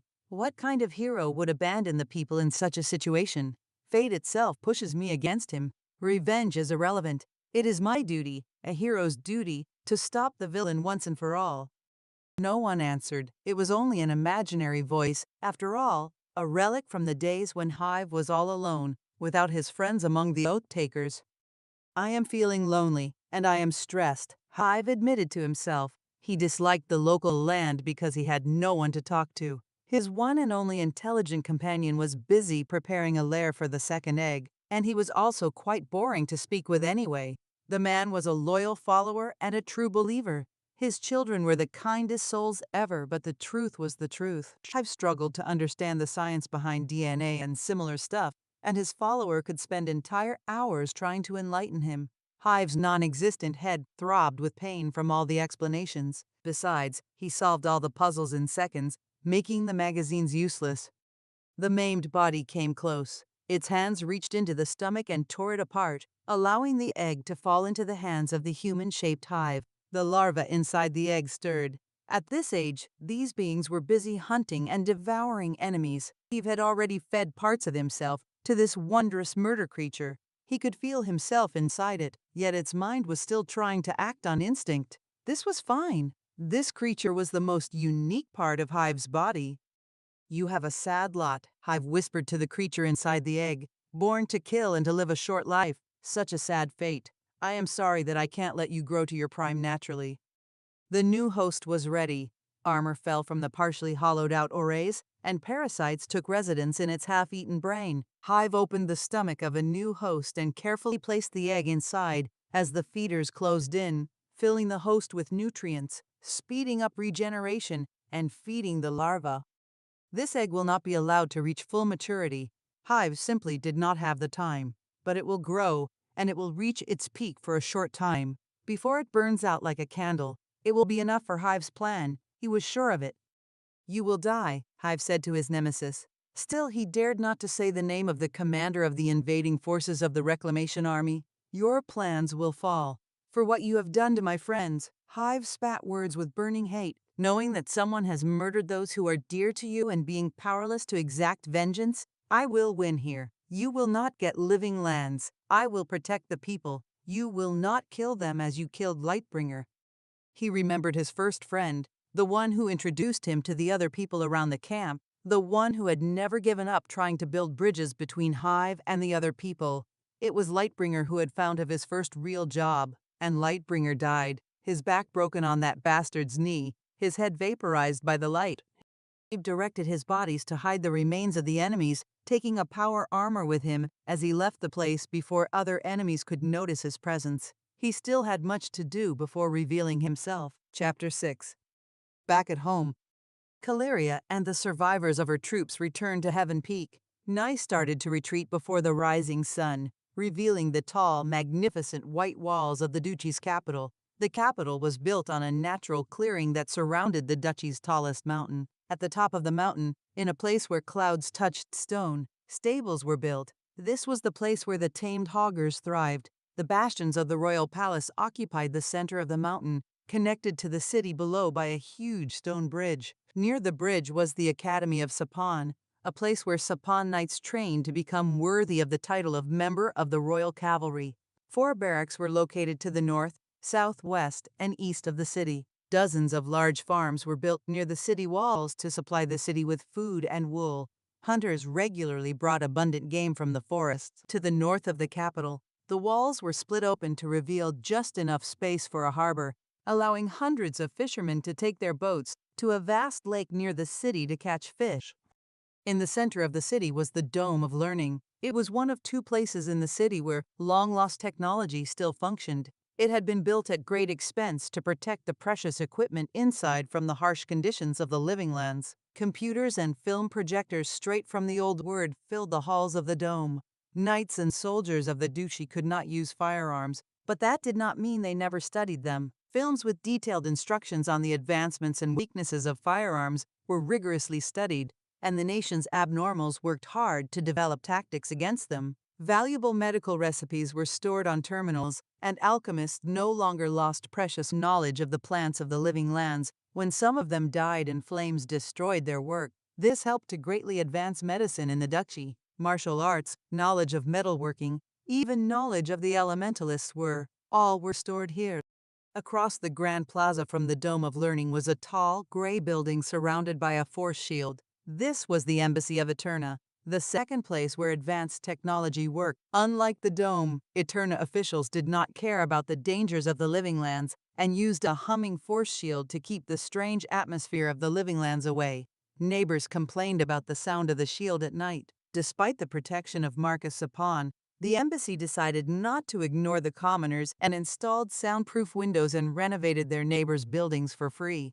It all seemed to happen overnight. Eterna's drones worked day and night. By the time they were finished, the locals near the embassy had new homes, and the drones themselves had begun to rust. The people were worried about the safety of their homes, but nature had not yet damaged the newly built houses. So far, the embassy staff has been counted at 50 people. Ambassador Giorgia Bargioni, a tall, stocky elderly man, always elegantly dressed. His nephew, Tim Bargioni, an attractive young man without a single scar on his body, who always acted weird near Caleria. A few secretaries, and a small group of soldiers. The rest of the embassy consisted of hired hands from the local population. No doubt Duke Marcus used some of them to spy on Eterna's diplomats, but from Caleria's point of view, Giorgia was cunning enough to never let that become a problem for herself. On the slope of a mountain was the Great Jail. This was a place where the nobility or political prisoners were held. Despite its impressive size, it was rarely full and had only a skeleton guard. Before the invasion, the situation in the duchy had been mostly calm. No one had tried to overthrow the House of Sapon from within for a long time, much to the disappointment of Duke Marcus. To the west of the city, near the main armory, was the Academy of Elements. Elementalists from all over the duchy came here to train, gain knowledge, and forge new weapons. In the basement of the academy was the mysterious source. Caleria never saw it, and the elementalist who visited her house declared she had no aptitude for transformation. Duke Marcus, Lady Hampton, the 5th wife of Marcus, and Solgan, the brother of Marcus, all visited the source when they felt ready. According to the stories, the source was part of the weapon that destroyed the world. It was a dangerous thing, but if you were lucky enough, you could gain power from it. Marcus and Hampton gained powers. Solgan died. Marcus never revealed exactly what happened to Solgan, only that it was a terrifying experience and that Solgan was not to blame for his own death. Caleria signaled her troops to return to the barracks to tend to their wounds and landed near her mansion, near the stone bridge. Her parents, distant relatives of Marcus, once owned it. Unfortunately, her mother died in childbirth, and her father drank himself half to death and allowed a beast to gore himself on a hunt. Her hogger, despite its wounds, gracefully landed before the entrance to the mansion. His paws, capable of ruining both stone and metal, restrained themselves, sparing the grass. Night servants hurried forward, prepared to treat the wounds of beast. Caleria allowed them to lead her to the stone bench, where they removed her armor, and the house alchemist treated and bandaged her wounds. Most of her injuries were already half healed. In addition to strength and speed, her abnormal physiology provided some additional advantages. However, without proper treatment, burns and scars would remain, and torn wounds could fester. "Are you fine, my lady?" Ituriana asked in a tired voice. Caleria's old servant, The one who had also served as Caleria's wet nurse when she was a child, stood waiting for orders from her mistress. "Why aren't you in thy bed yet? I gave thy strict orders for you not to wait for me," Caleria asked in an annoyed voice. It was the knight's duty to protect his subjects, but duty runs both ways. Subjects must also do their part to make society work. "My apologies, my lady. I was concerned for your safety." The old servant bowed. Caleria lost herself in thought for a moment. Should she order Ituriana to be whipped for insolence? No, she needed her servants to be fresh for tomorrow. Causing physical pain would only make them less effective. Besides, Ituriana was too old, and physical punishment could be fatal for her. The woman struggled to keep her posture straight and tried her best to keep up with the youngest servants in Caleria's employ, ignoring the wrinkles on her face and the dryness of her paper-thin skin. Ituriana's eyes, once so bright, now sank deep into her cranium, but the gentle light was there, and it stayed Caleria's hand, making her remember the songs her servants sang to her. She will show leniency today and think about how to instill discipline in her servants later. "Go and sleep. All is well for today. The mistress of the house is back," Caleria said, getting up. She ignored her alchemist, who was worried that if he did not treat the wounds properly, they would ruin her skin. "Let it be," she finally snapped. Her abnormal physiology will keep her healthy long enough, but for now she needed to make a report. "Prepare my official dress. Duke Marcus has waited long enough for mine report." "Are you sure you are in condition to—" Ituriana began talking, but the knight cut her off. "Go to sleep and shame me no more. I need you at your best tomorrow." Caleria stormed off to her bedroom, leaving the servants to take off her field clothes and dress her in attire suitable for a meeting with the Duke. On her way to the palace, Caleria encountered an unusual procession. Sapon knights, all on their hoggers, were escorting a ragged group of the disgusted malformed out of the jail. Citizens had gathered along the road, hurling curses and rotten fruits in abundance at the damn monsters. Priests walked at the edges of this strange procession, spreading blessed incense to contain the vileness and safeguard young women from giving birth to one of these monsters.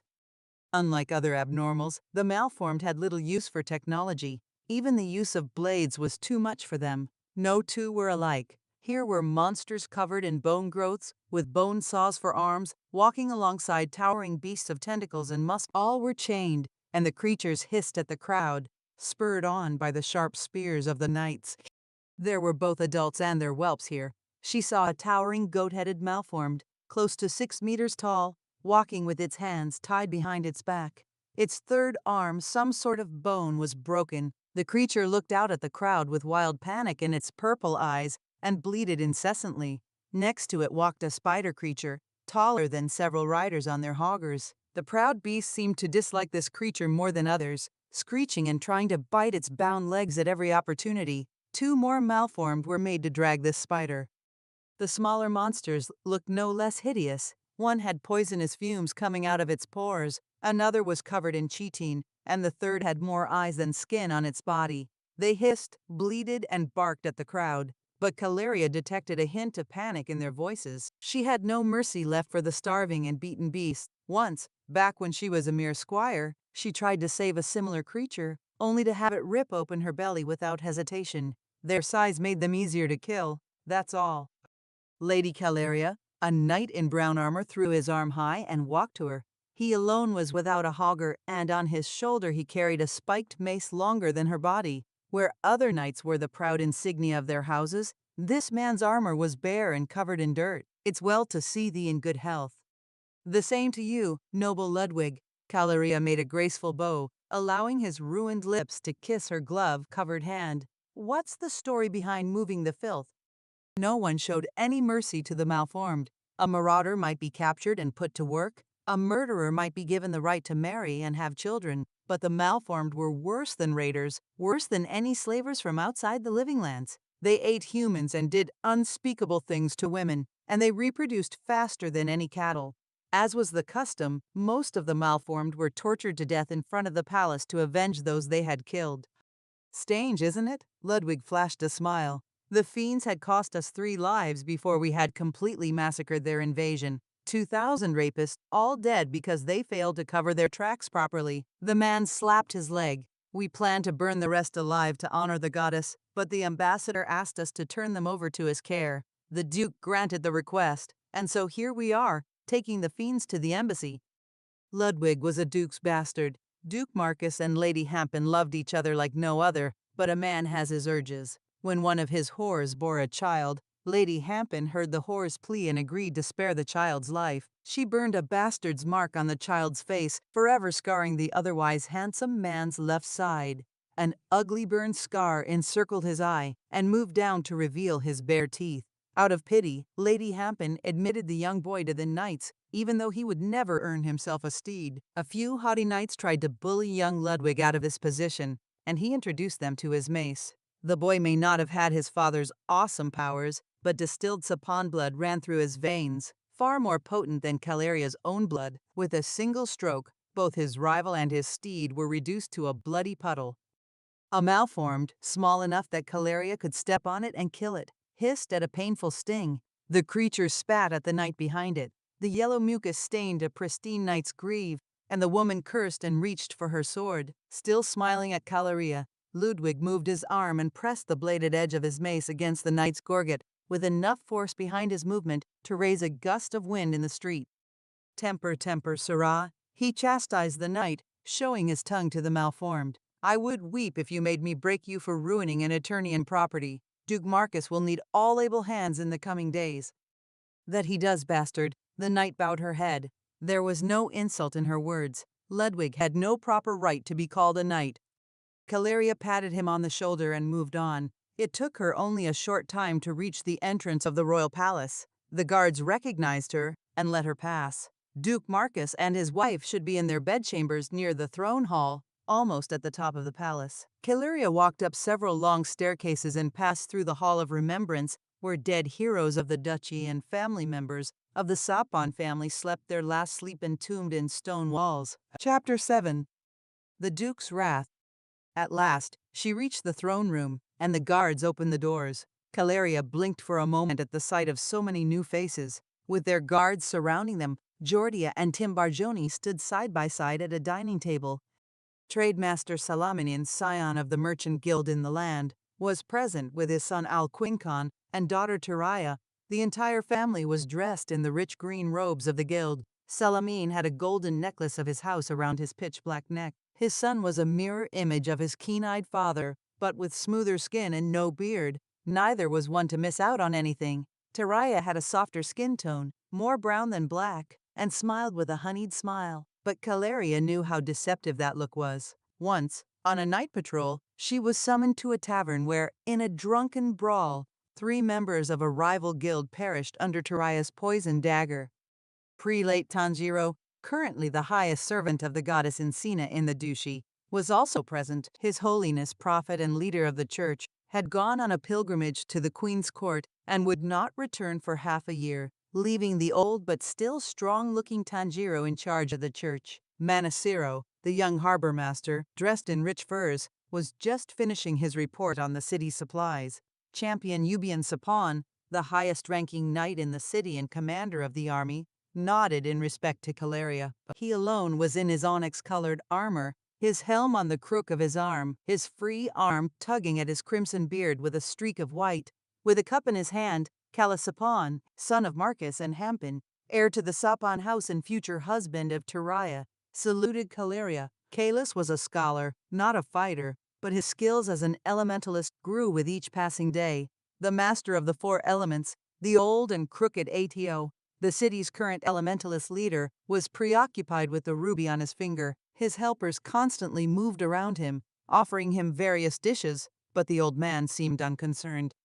And finally, Marcus and his wife Hampton stood side by side near the twin thrones, chatting with the guests, charming them with jokes, but at the same time keeping an eye on what was going on in the room. In many ways, these two were Caleria's father and mother. Marcus, a man with a thick black beard with many white streaks, black eyes still full of energy, and an ancient crown on his now bald head. He was the most cunning of all the Sapon bloodlines. His success in arranging the marriage of Tyrrhia and Calus all but guaranteed that the House of Sapon would become extremely wealthy in the future, ensuring the prosperity of the bloodline. Hampton, still a young-looking woman, was one of the duchy's finest hunters, though lately she preferred to spend her time at her husband's side.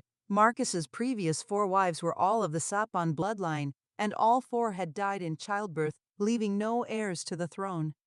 Hampin was from a minor noble house of the Queen's court. Marcus met her when they were both hunting a giant flesh-eating worm, a plague to peasants and a deadly danger to even experienced warriors. They saved each other's lives and decided they liked each other enough to marry. Marcus faced fierce opposition from his subjects for marrying a minor noble, but he removed most of the vocal opposition, either by manipulating them into embarrassing themselves or by killing them outright. Sapons used everything to win, after all. After Duchess Hampin gave birth to a healthy child, the opposition subsided, and both the Duke and Duchess successfully completed the Elementalist trial, sealing their marriage and gaining power beyond that of ordinary abnormals. Marcus and Hampin wore purple-dyed regal fur cloaks. Of all the duchies in the kingdom, only the Sapon house was allowed to wear this color of royalty after the Sapon house won the first great tournament by poisoning their opponents beforehand.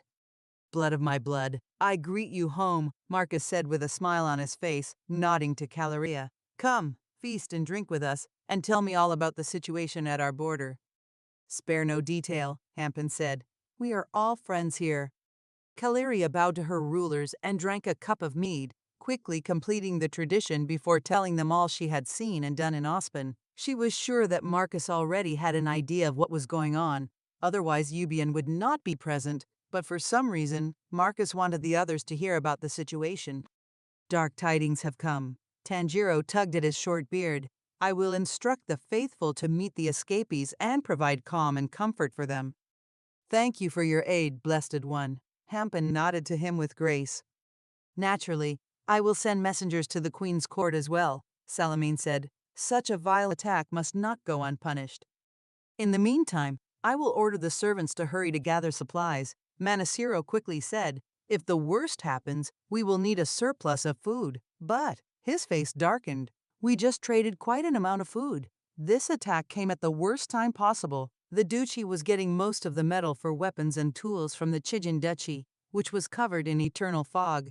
Food was hard to come by in the Chijan duchy, so it was a profitable deal for both sides. The people of the Chijan duchy mined ore in the mountains of their duchy. The people of the Sapon duchy provided them with vast amounts of food.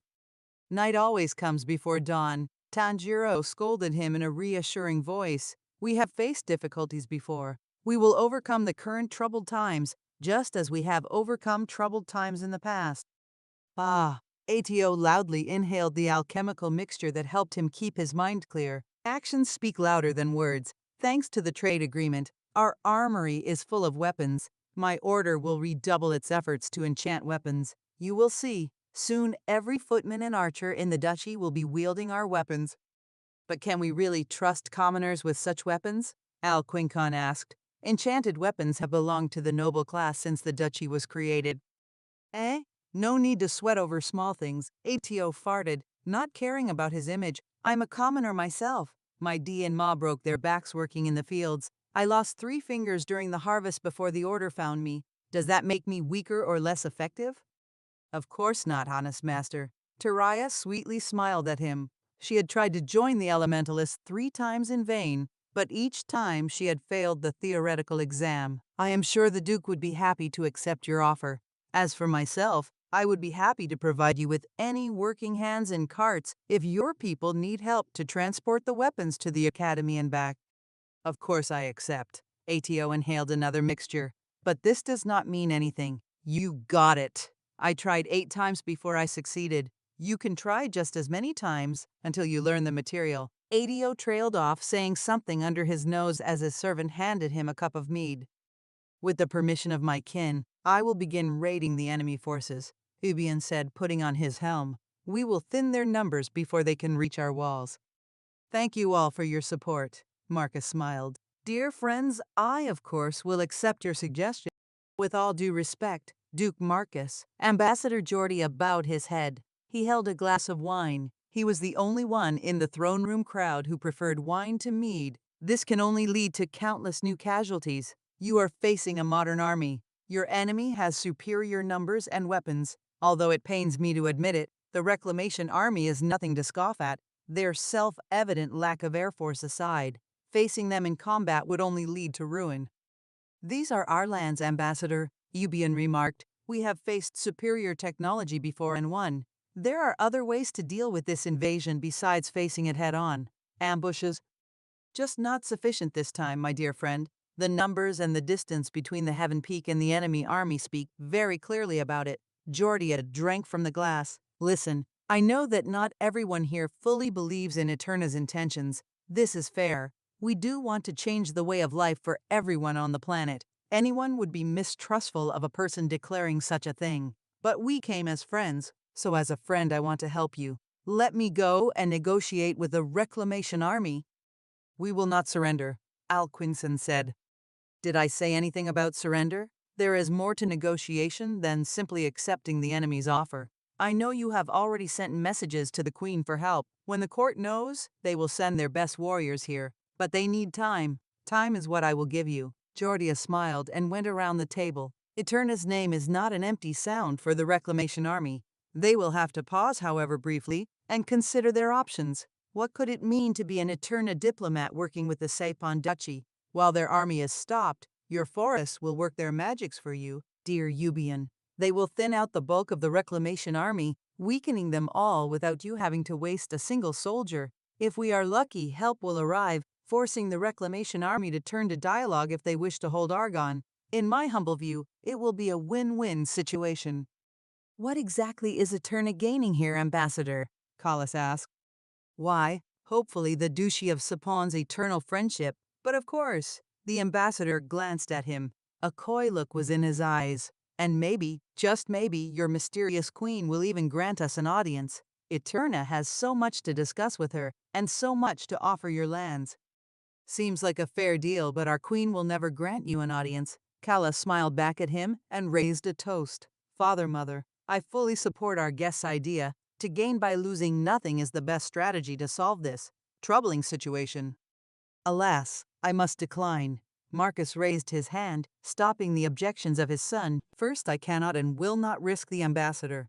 The Reclamation Army is full of savages. I do not trust their kind to uphold the rules of war. Second, our pride will not allow us to hide while our guests fight for us.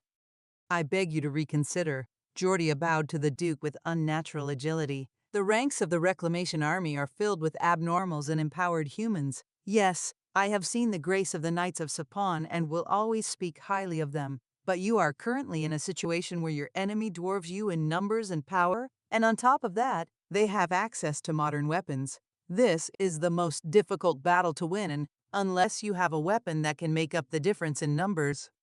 We have no such weapon, Marcus said, his lips curling into a smile. But we do have something else. Tell me, how much do you know about why I'm the ruler of the Sapon Duchy? I am not sure I understand the question. The ambassador bowed again. I was under the impression that you were the heir of the former ruler. Yes, but I know you have been researching our history. It is not uncommon for the Sapon house to choose an heir from the minor branches of the house to rule. Marcus drank from his cup. I will show you, Ambassador, why exactly this is so. Marcus placed his cup on a table near his throne. Then he raised his hands in front of him, palms level with his eyes, hands outstretched. He made a circle in the air. As his hands moved through the air, they charted thin lines. The right hand left a red line, and the left hand left a blue line. Even from a distance, Caleria could feel heat from the red line and a tiny bit of cold from the blue line. Marcus made a full circle in the air and lowered his hands. The line stayed in the air, and the circle began to hum a little. A green dot appeared in the center of a perfectly formed circle. Suddenly, a flash of green light lit up the room as the green dot expanded and covered the empty space between the lines in the air. During all of this, Tim Bargioni moved closer to Caleria. Hi, he said, scratching the back of his head with one hand. You've been injured, right? Just a few minor scratches. I will be fine within hours. Bother yourself with this no more. Caleria waved her hand. Nice to see you too, by the way. Stay out of harm's way. It seems a problem has come to our lands. Tim had recently been involved in an expedition deep into the forest. Caleria had no idea what he was looking for, but she and some of the guards ended up rescuing him and two of his servants when they found Tim and his servants running from carnivore lizards in the forest. Don't I ever? Tim smiled before saying, No, don't tell me. I know. Anyway, since we are going to be requiring your protection in the days ahead, it would only be prudent for us to be helpful as well. He produced a long black cylinder out of his pocket. Press it to your neck and press this button. It will help heal the wounds. Caloria took the thing with 2 fingers, unsure if she should use it. It doesn't contain any of your technology, because I don't want any rust in my body. Not in the way you think about it, Tim quickly said, looking away briefly. Think of it as an alchemical mixture, highly potent, that you have to inject into yourself to make it work. It will remove itself after the effect is done. After a brief consideration, Caleria pressed the cylinder to her neck and pressed the button. A small needle bit into her neck and injected something cold into her bloodstream. She felt a little itch all over her body for a few seconds, but nothing else. She returned the cylinder with thanks. I saw the malformed being escorted to the embassy. She looked Tim in the eyes. Why is that? My uncle's a bit of a softy, the young man shrugged. And to be honest, I could not stand by and watch children being burned alive either. Foolish, Caleria hissed. Listen, these creatures are little more than animals. They will slaughter you. No, even worse. If you make a single mistake, if anything looks the least bit wrong, call me immediately. Now I am almost tempted to make a mistake, Tim said with a chuckle, and then nodded. I'm joking, of course. We have the means to contain them safely until we can transfer them to Eterna. Thank you for your concern, Caleria. Interesting display of power. Jordia said it with respect in his voice, but, forgive my ignorance, what exactly does it do? All will be revealed in just a moment, Marcus said, a casual smile on his face. If you will forgive me, I must concentrate. The Duke's eyes rolled to the back of his head, leaving a bloodshot white in his eyes. Marcus moved his fingers in front of the circle before him, as if searching for a book on a bookshelf. Ah, the Duke said it in a pleased voice. Here is just the one.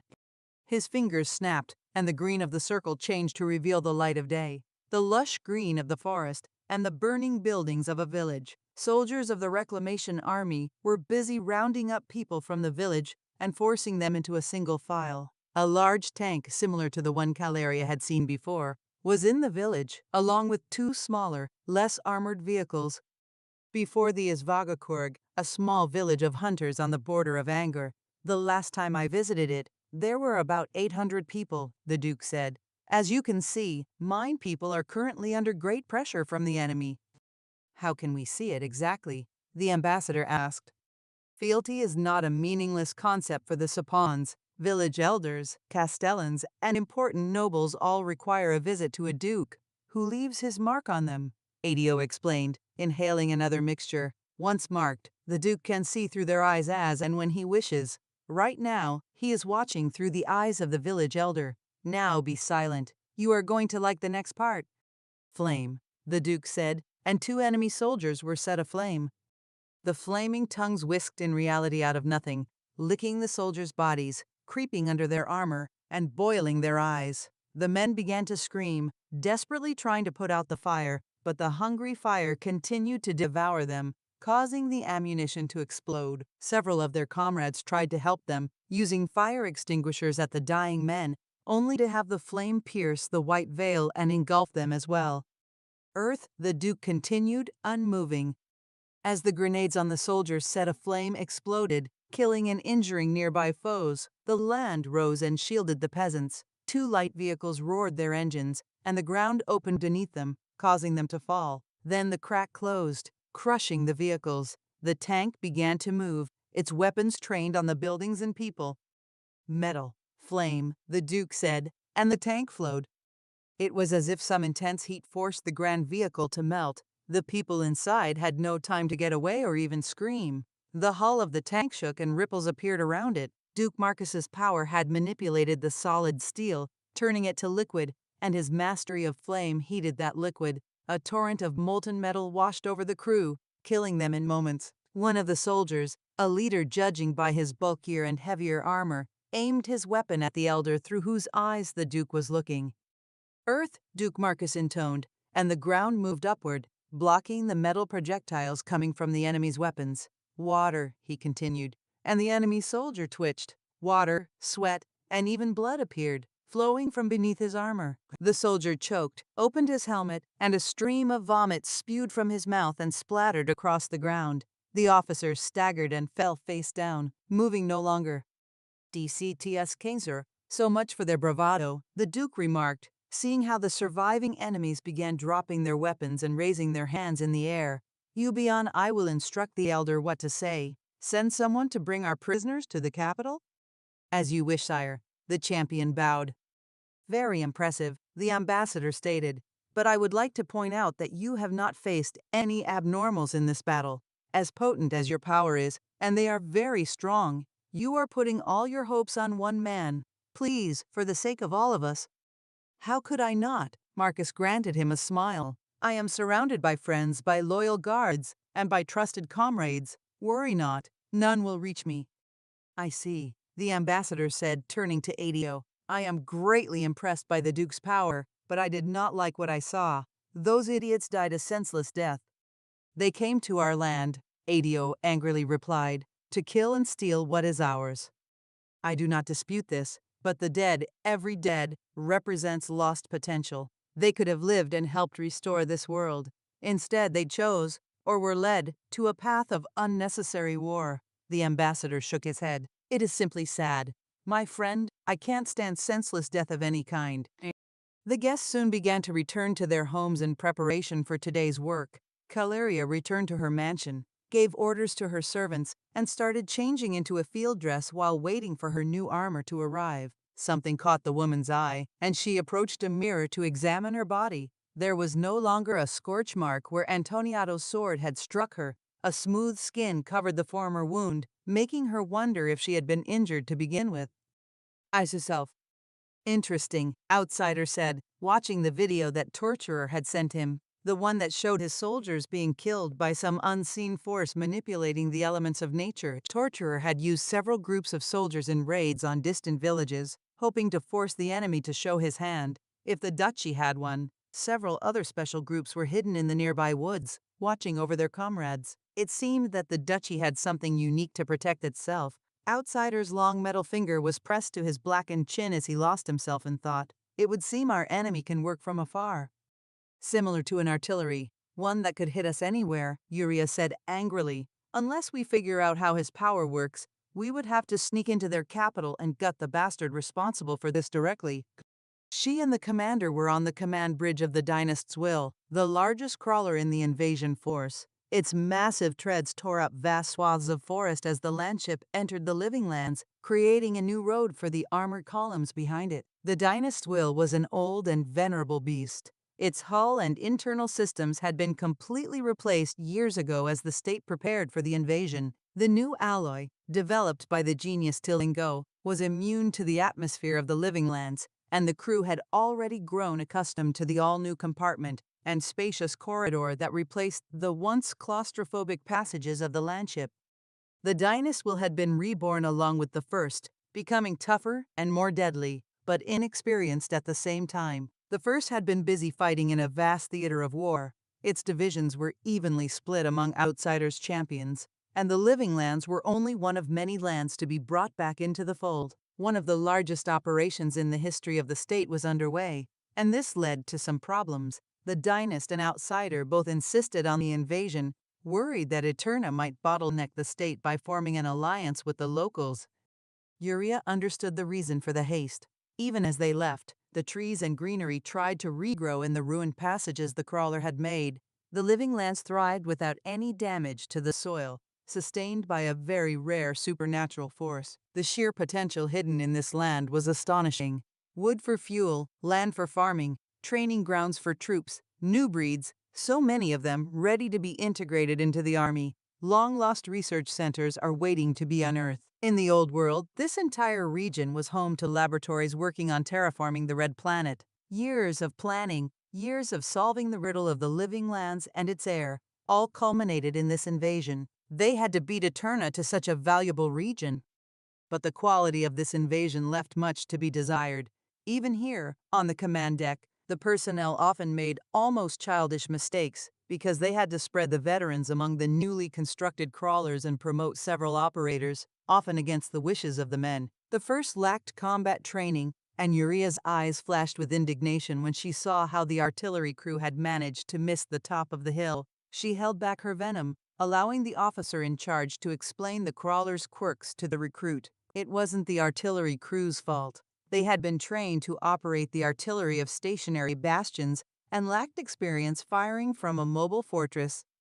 The commander sat on a dais in the center of the command bridge, and behind his seat stood the figure of the royal guard, ever ready and ever recording his every word. The seat itself was a bone throne made from the remains of the most notorious villains whose lives were ended by the commander's hand. Slavers, raiders, murderers, cannibals, traitors, tyrants, and many others. Hundreds and hundreds of bones were broken, fused, covered in bronze, and added to the ever-growing throne. Two mighty bone horns rose to the ceiling, holding the state standard above the commander's seat. Uriah had always considered the damn thing a waste of valuable space, and now she felt a kind of wicked satisfaction as she watched the bronze surface begin to rust, exposing the yellowish bones. Even recycled, the oxygen of the living lands had wormed its way to the bridge. That or start wiping out the natives, as Torturer suggested, Outsider mused. Despite the bright lights on the bridge, his figure was shrouded in shadow, only the silver lenses of his helmet burning brightly from beneath his cowl. Please tell me that I did not hear what you just said, sir. Uriah's eyes found the lenses of his helmet. Her hand moved to the plasma pistol on her belt. If he truly plans to do what he just implied, she will end him. Outsider was the hero of this world, the one who saved the world by smashing the meteor that was about to crash into the core lands. Outsider, the woe of Ravager, the only reclaimer who managed to utterly humiliate the feisty former commander of the Third Army. Without a doubt, their excellencies, Wormlord, the vanquisher of kings, and Devourer, the builder of cities, both kept a wary eye on Outsider, waiting for any weakness to usurp his position as the dynast's greatest champion, the first in power and the first in fame. It was a small wonder that Outsider was entrusted to the most elite forces of the state. During the Battle of Hustad, Outsider saved Uriah's own life. This rescue led her to join the military. First her foster father and then she herself had served under Mourner, the leader of the dreaded Five, Outsider's elite unit. Her foster father always taught his daughter to be grateful to her saviors, but if either Torturer or Outsider dared to betray the laws of the state, she would try to strike them down. But all are able to get corrupt and fall. This was the lesson the military academy had drilled into her head. Do not stand aside like the fools of the old world and let another extinction happen. Act. What is the point of a soldier's life if his legacy is swept away in a nuclear flame? Every state official was trained to respect the laws and principles of the state, even if the enemy seemed undeserving of any respect. No matter who, even the dynast himself, anyone who dares to break the laws of war must be struck down without mercy or hesitation. The commander turned to Uriah, and something in his gaze forced her to let go of the pistol grip. His presence was all-encompassing. Back in Hustad, she saw Ravager briefly, and the two were nothing alike. Being in the presence of the destroyer of monsters made people's blood hot and sent a rush of adrenaline through the veins, spurring the loyal soldiers into action. Ravager spread a kind of wild hope wherever she went. Outsider was different. He was a black hole that sucked in the will of anyone who dared to raise a hand against him. He was a depression born out of inevitability, a fear that chained the enemies of the state and made them fall in line. I am weighing our options. Outsider's eyes dug into the Colonel General's soul, causing her to twitch against her will. Our goal is to reclaim this word for humanity. No sacrifice is too great for this noblest of goals, but I do admit that it is detrimental to our cause to wage a campaign of genocide while claiming that we wish to usher in a better future for humanity. No, the locals will not be harmed, except for the fools who resist us. Outsider's silver lenses moved away from Uriah, and she let out a breath, hating herself for such a pathetic display of weakness. Send a message to Torturer. I am angry with him for using our soldiers as bait. Warn him that if it happens again, he will burn at my hand. Also tell him that I will join this operation of his, Outsider said, leaning back on his throne. Displays surrounded him, attached to the ceiling by mechanical arms.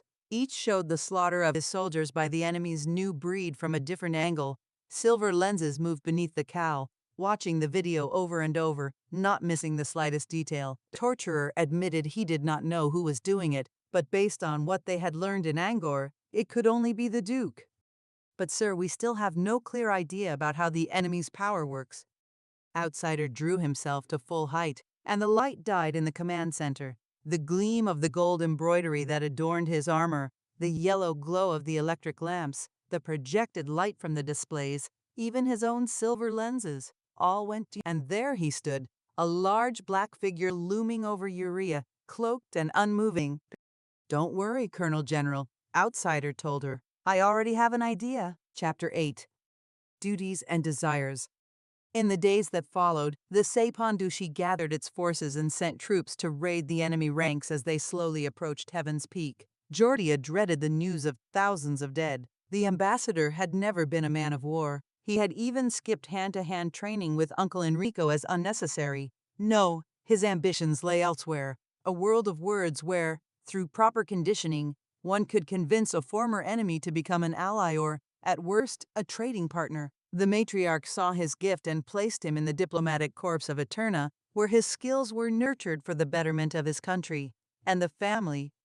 But he wasn't stupid or ignorant. There were mad or ambitious fools in the world, and more often than not, someone had tried to end his life at a meeting. They all failed, of course. A fourth-generation problem solver was equal to a wolf hag or a thug master, and Georgia was protected by none other than Galwich, a fourth-generation problem solver who had undergone a procedure that turned the woman into a pseudo-sixth-generation problem solver. The fact remained. Wars happened? Not everyone could be convinced, and modern weapons triumphed over natural abilities and powers.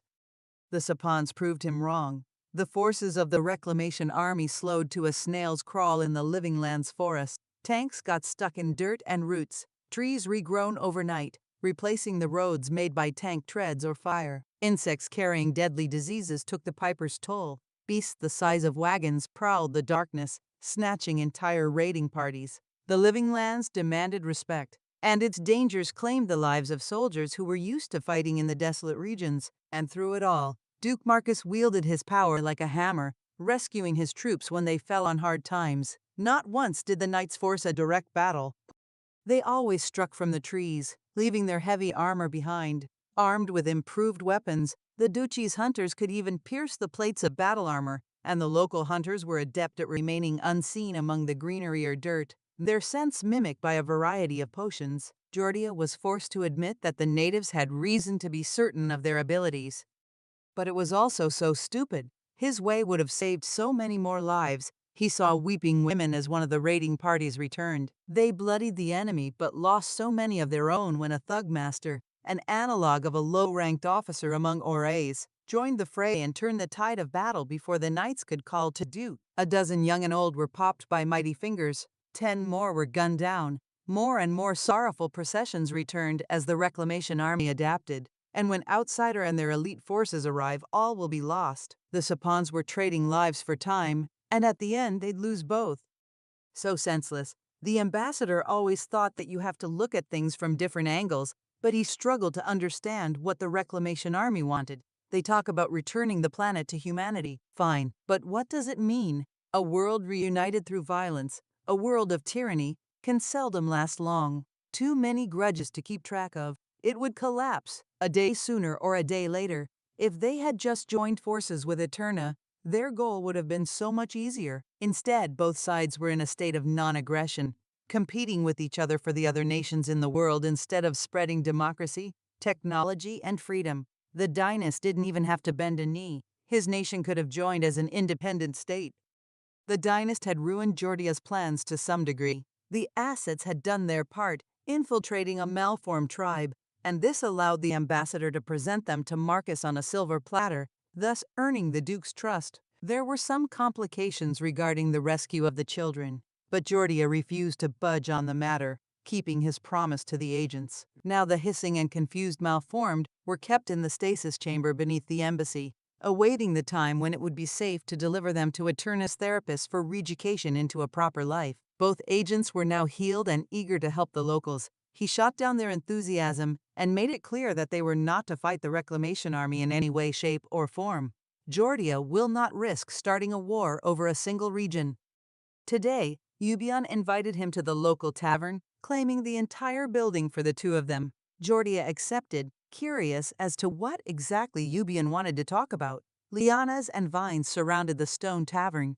Some even broke through the stone wall, creating beds of lush green in certain rooms. Jordia visited the place several times, meeting with merchants and admiring the soft touch of the local women.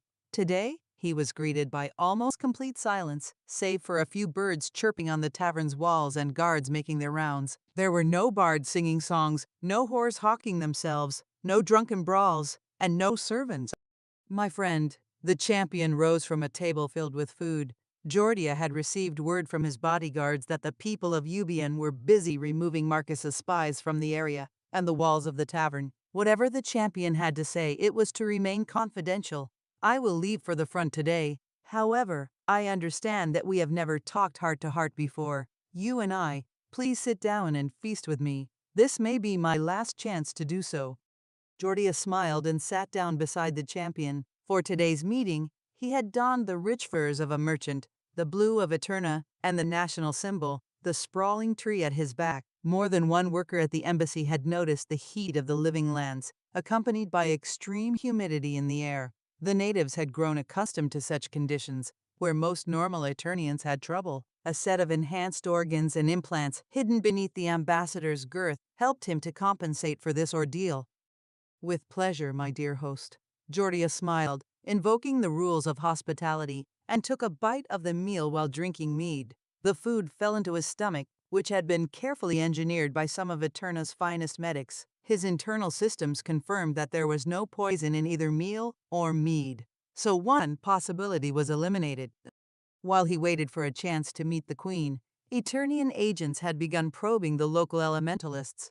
The academy was still out of reach, but surely there might be a disgruntled specialist or two ready to move on to greener pastures. Jordia had no idea if the locals' enhancements would be of any use to his homeland's war machine, but he was curious about the almost industrialized way of producing abnormals with powers. Somehow, the queen had solved one of the greatest mysteries of the New World. If her methods were not immoral and if it was possible to replicate this procedure, the possibility of creating problem solvers capable of wielding elements would have immortalized the family, ending the centuries-long rivalry between the Barjones and those rose upstarts.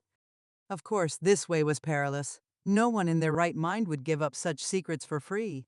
Jordia half expected Eubion to try to end him here and now. The champion, at least based on what his informants revealed, had been involved in several cleansings targeting the Sapons' enemies. Galwitch, although she didn't like letting Jordia risk himself, stood outside, ready to put an end to any delusions the champions could have harbored. Yet the man, dressed all in black except for the gold chain of his royal house, sat at the table, emanating no notable hostility. His eyes were keen, and his smile was warm. I must admit, I am a bit saddened that you chose to hide your true motives during your proposal to Marcus, Eubion remarked, gorging himself on food. Pray, explain what you mean by this, good warrior, Jordia said. You have an ulterior motive. That is clear as day. Eubion showed his fist. He raised a finger. Eterna's machines do not work in the living lands. He raised a second finger. The Reclamation Army's machines work in the living lands. One would think that you were so eager to go negotiate with the army in order to reveal their secret. I think that one is overestimating me. Jordia laughed in a good-natured manner. Now that you said it, it does seem like a good idea. I am kicking myself for not having thought of it first. Some men were noticed near the prison. They were very interested in the armor of the Reclamation Army prisoners. Eubion raised his third finger. You hurt me, Sirrah. We would never dare to abuse the Duke's friendship like that. The ambassador began to complain jokingly. True, but let's say that in war things sometimes get lost, Eubion said with a coy look. If, say, a full set of armor from our current enemies were to appear in the grasp of our Eternian friends, would Eterna appreciate this? Naturally. Sadly, such a thing is only possible in the realm of dreams. The ambassador sighed in feigned disappointment as they both began to feast and joke with each other. What could he want for it? Jordia wondered and decided to probe the situation with a question. From my understanding, you never passed the same test as Duke Marcus. Ah, that. Eubion waved his hand. It is true. I was chosen to be raised as a champion at birth. Split between the church and my house, I could never take the test because only heirs to the house can take it. and I was no longer eligible to be an heir anyway. How so? My manhood. When you are chosen to be a champion, you have to dedicate your whole life to mastering martial arts. Women and men and the pleasures of the flesh are considered distractions on this path. So, as the choice was made for me, Eubion made a cutting sign in the air. Barbaric. The ambassador shook his head in disgust, but not irreversible. Pardon me? Eubion raised a brow. In Eterna, it is illegal to be missing any part of the body. Jordia began to explain. If you were to, say, become a citizen of our country, theoretically, of course, you would have to go to the doctors to have all your functions restored. Free of charge, of course. Our government pays for it all. How wondrous and kind. Eubion was lost in thought for a moment. Our knights go on quests from time to time. I may find time, and we will create a nice legend about my travels.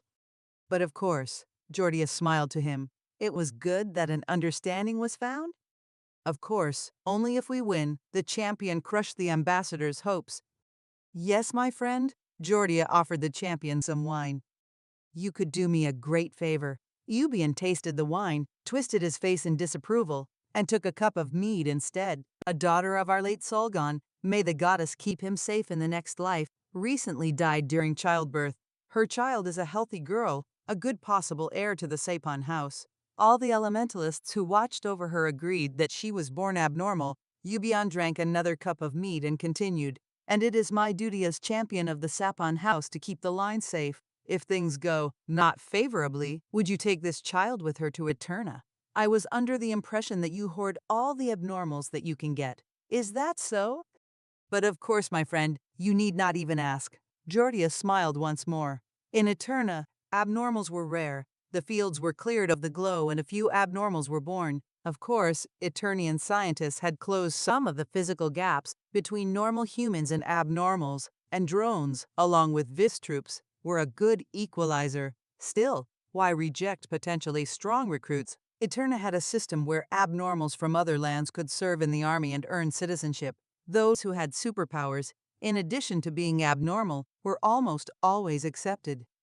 To get a potential clue on how to withstand the harsh climate of the living lands and get an abnormal, who is also a potential heir to the duchy of Sapon on top of it, Jordia could not wait to see the look on Argus's face when he presented such a prize to Eterna. The ambassador had originally planned to ask the Queen's court for permission to search the ancient ruins of the living lands for rare, lost technology.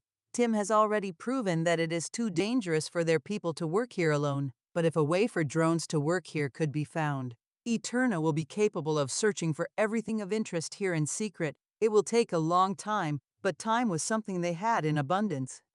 The deal was sealed by drinking and feasting. As the ambassador was returning home, he instructed two problem solvers to pick up the child and her wet nurse and keep a close eye on the infant.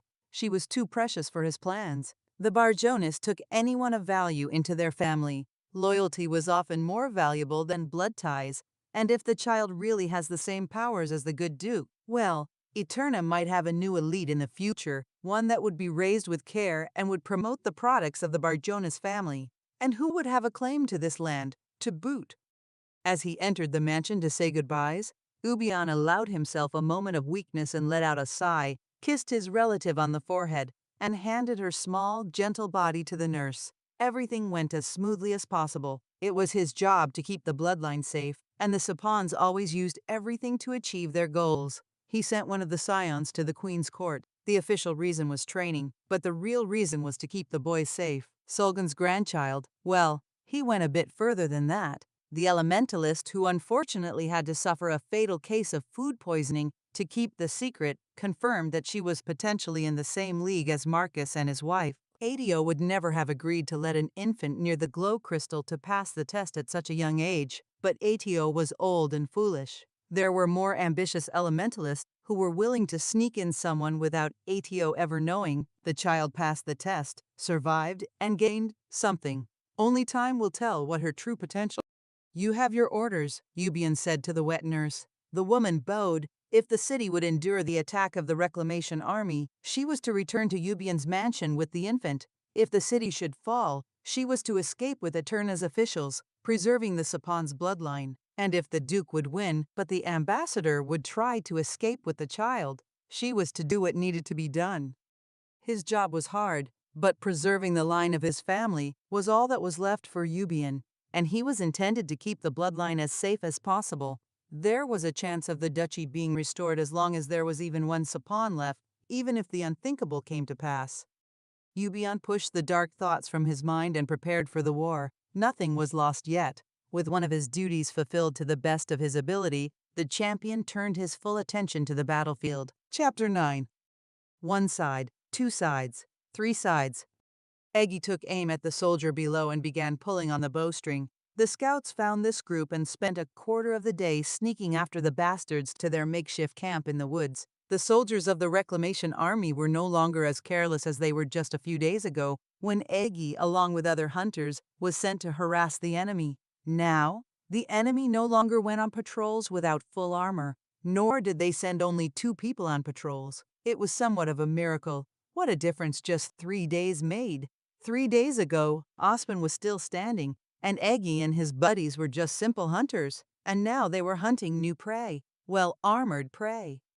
But this was fine. The capital provided them with tools and means to skewer the invaders. His new arrows had elemental powers imbued into their tips by the elementalists. When he closely examined one of these arrows, he noticed a flash of lightning dancing within the metal, making it crucial to cover the tips to prevent the weak light from shining through. Eggy tried one of these arrows, and it pierced 3 tall trees before finally splintering against the 4th. Another type of arrow was able to open wide cracks in the ground and might be useful in escaping from an enemy. There were also knives that could cut through solid steel like butter. The knights in charge of the raids distributed these weapons with little pleasure, apparently believing that commoners were unworthy of wielding them.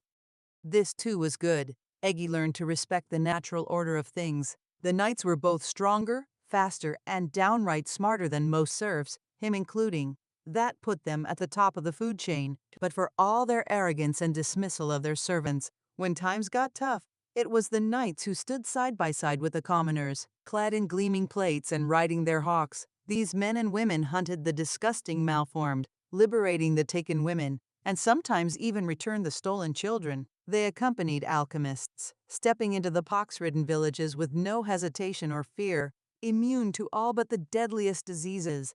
Where healers could not reach, where faith could not keep priests safe, the knights came, bringing aid and food to the sick. What he was not used to were enemies coming to his lands, forcing him to flee his home. Sitting in the tree, using his belt to fasten himself to a bough and gain a foothold, he could not wait to loosen the arrow. The knight in charge of their party made it clear that no one was to fire until everyone was in position.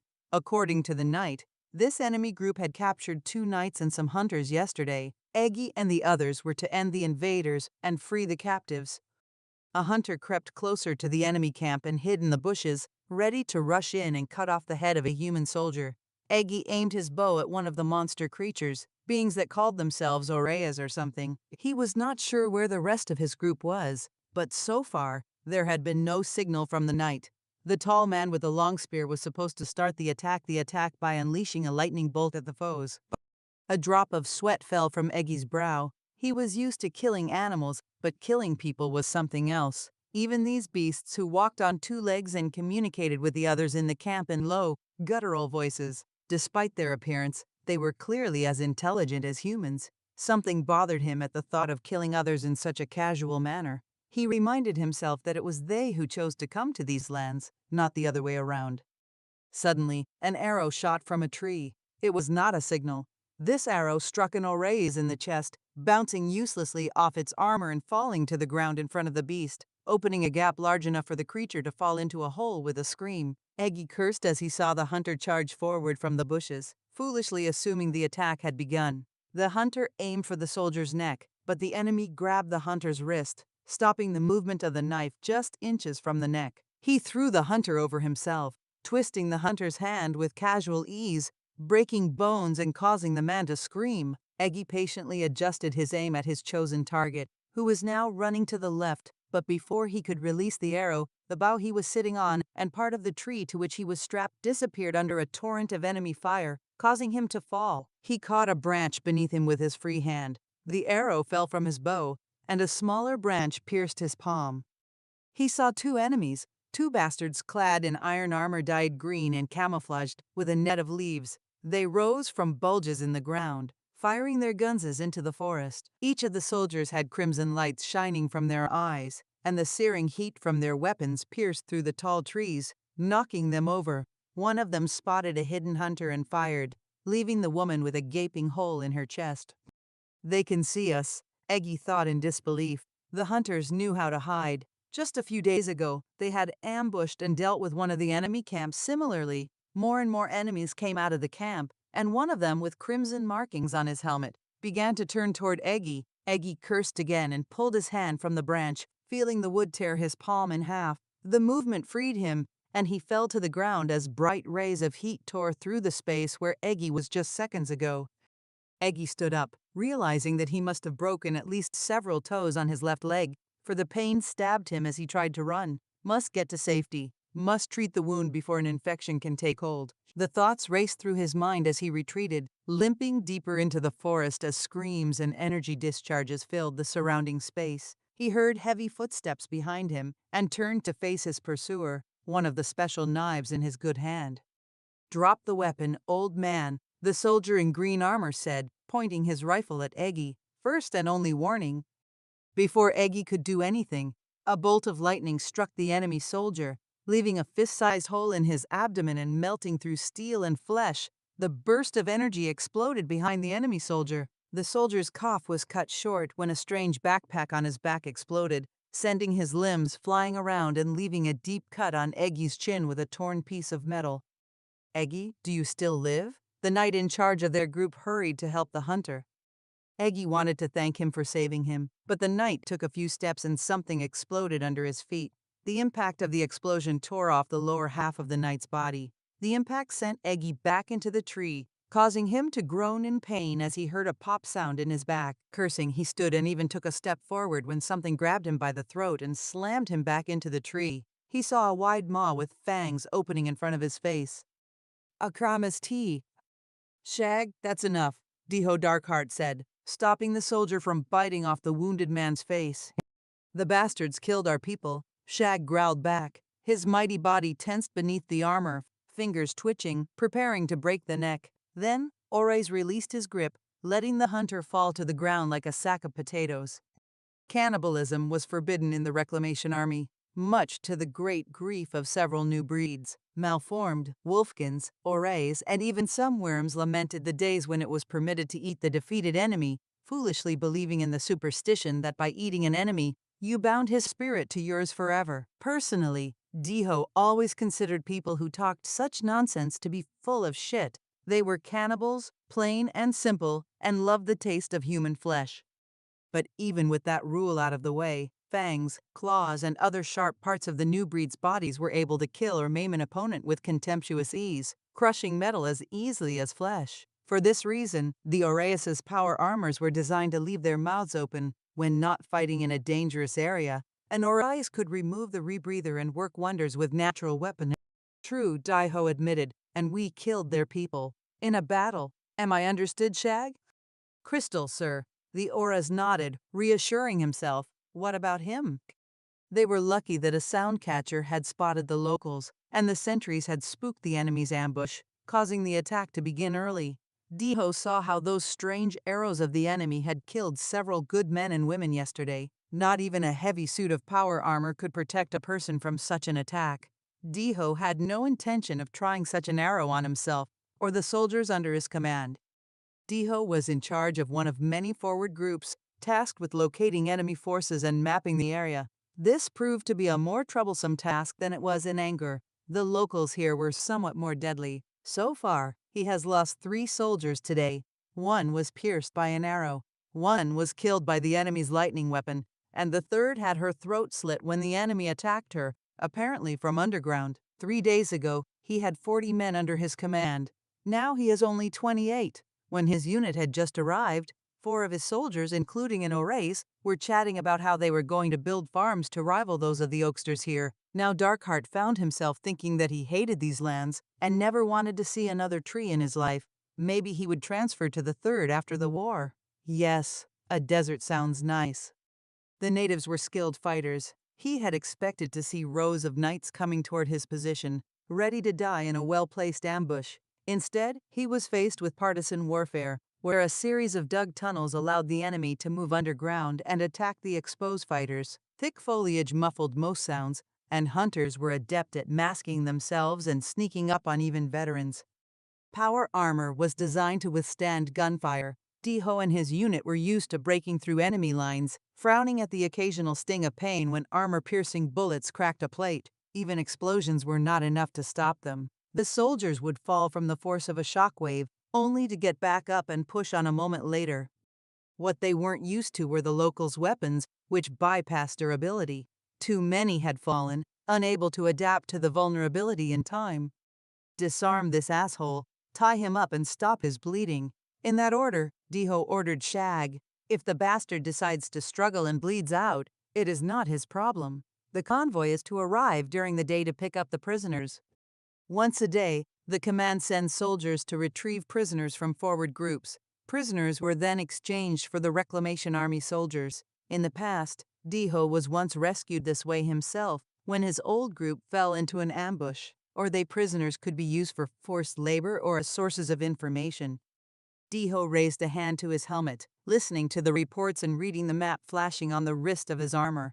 The sentries had confirmed that the enemy resistance, brief as it was, had finally collapsed. Only a few had managed to escape. The dead enemies were still being counted, but the group had gained 5 new prisoners. It was a good result. The command had increased the rations to encourage the lower ranks to take enemies alive and accept surrenders. Diho assumed that it made sense. That duty and all that was one thing, but in the end people were just people, with all their flaws. If only these savages would understand that they were bringing a better life to all of them. The company's medic, a malformed shaped like a ball with 27 tentacles for arms, hurried to help the wounded hunter, ignoring the man's horrified screams. The malformed had no mandated power armor. It was impossible to create a single standard that would fit them all, unless you wanted to over-engineer the damn thing to the last inch of its life and make it as expensive as a palace. The medic wore several pieces of modular body armor and a tight bodysuit to protect her from the stings of the local wildlife. An armband marking her as a non-combatant adorned the woman's shoulder, though Darkheart doubted the local savages would care. Like their wild kin, most of the civilized malforms stood taller than even Shag. The Auras was busy tying up the scared man, laughing at the screams of the terrified hunter as the pulsating ball of flesh treated his torn hand, stopping the bleeding, cleaning the wound, stitching its edges, and applying bandages. Diho also smiled under his helmet, imagining the shock the locals would experience at the sheer range of people beneath the state's banner. No matter, once His Excellency arrives, nothing and no one will be able to stand up against them. Diho noticed a large insect, bigger than the palm of his hand, sitting on a bush to his left. The long tail with the pincer was raised in anticipation. It could not pierce his armor, but the soldier still swung forward and crushed the insect. A day earlier in the morning, a similar bug had stung an Ores under his command.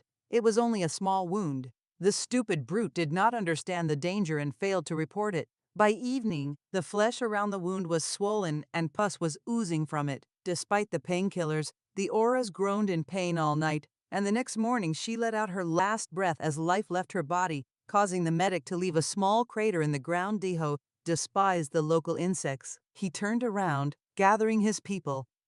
Behind him, another bug hovered on a bush, watching the soldiers' movements. This video covers chapter 1 to 9 of The Fall of Sapon Duchy. If you want to read the rest, you're going to have to head on over to Royal Road. Thank you for watching.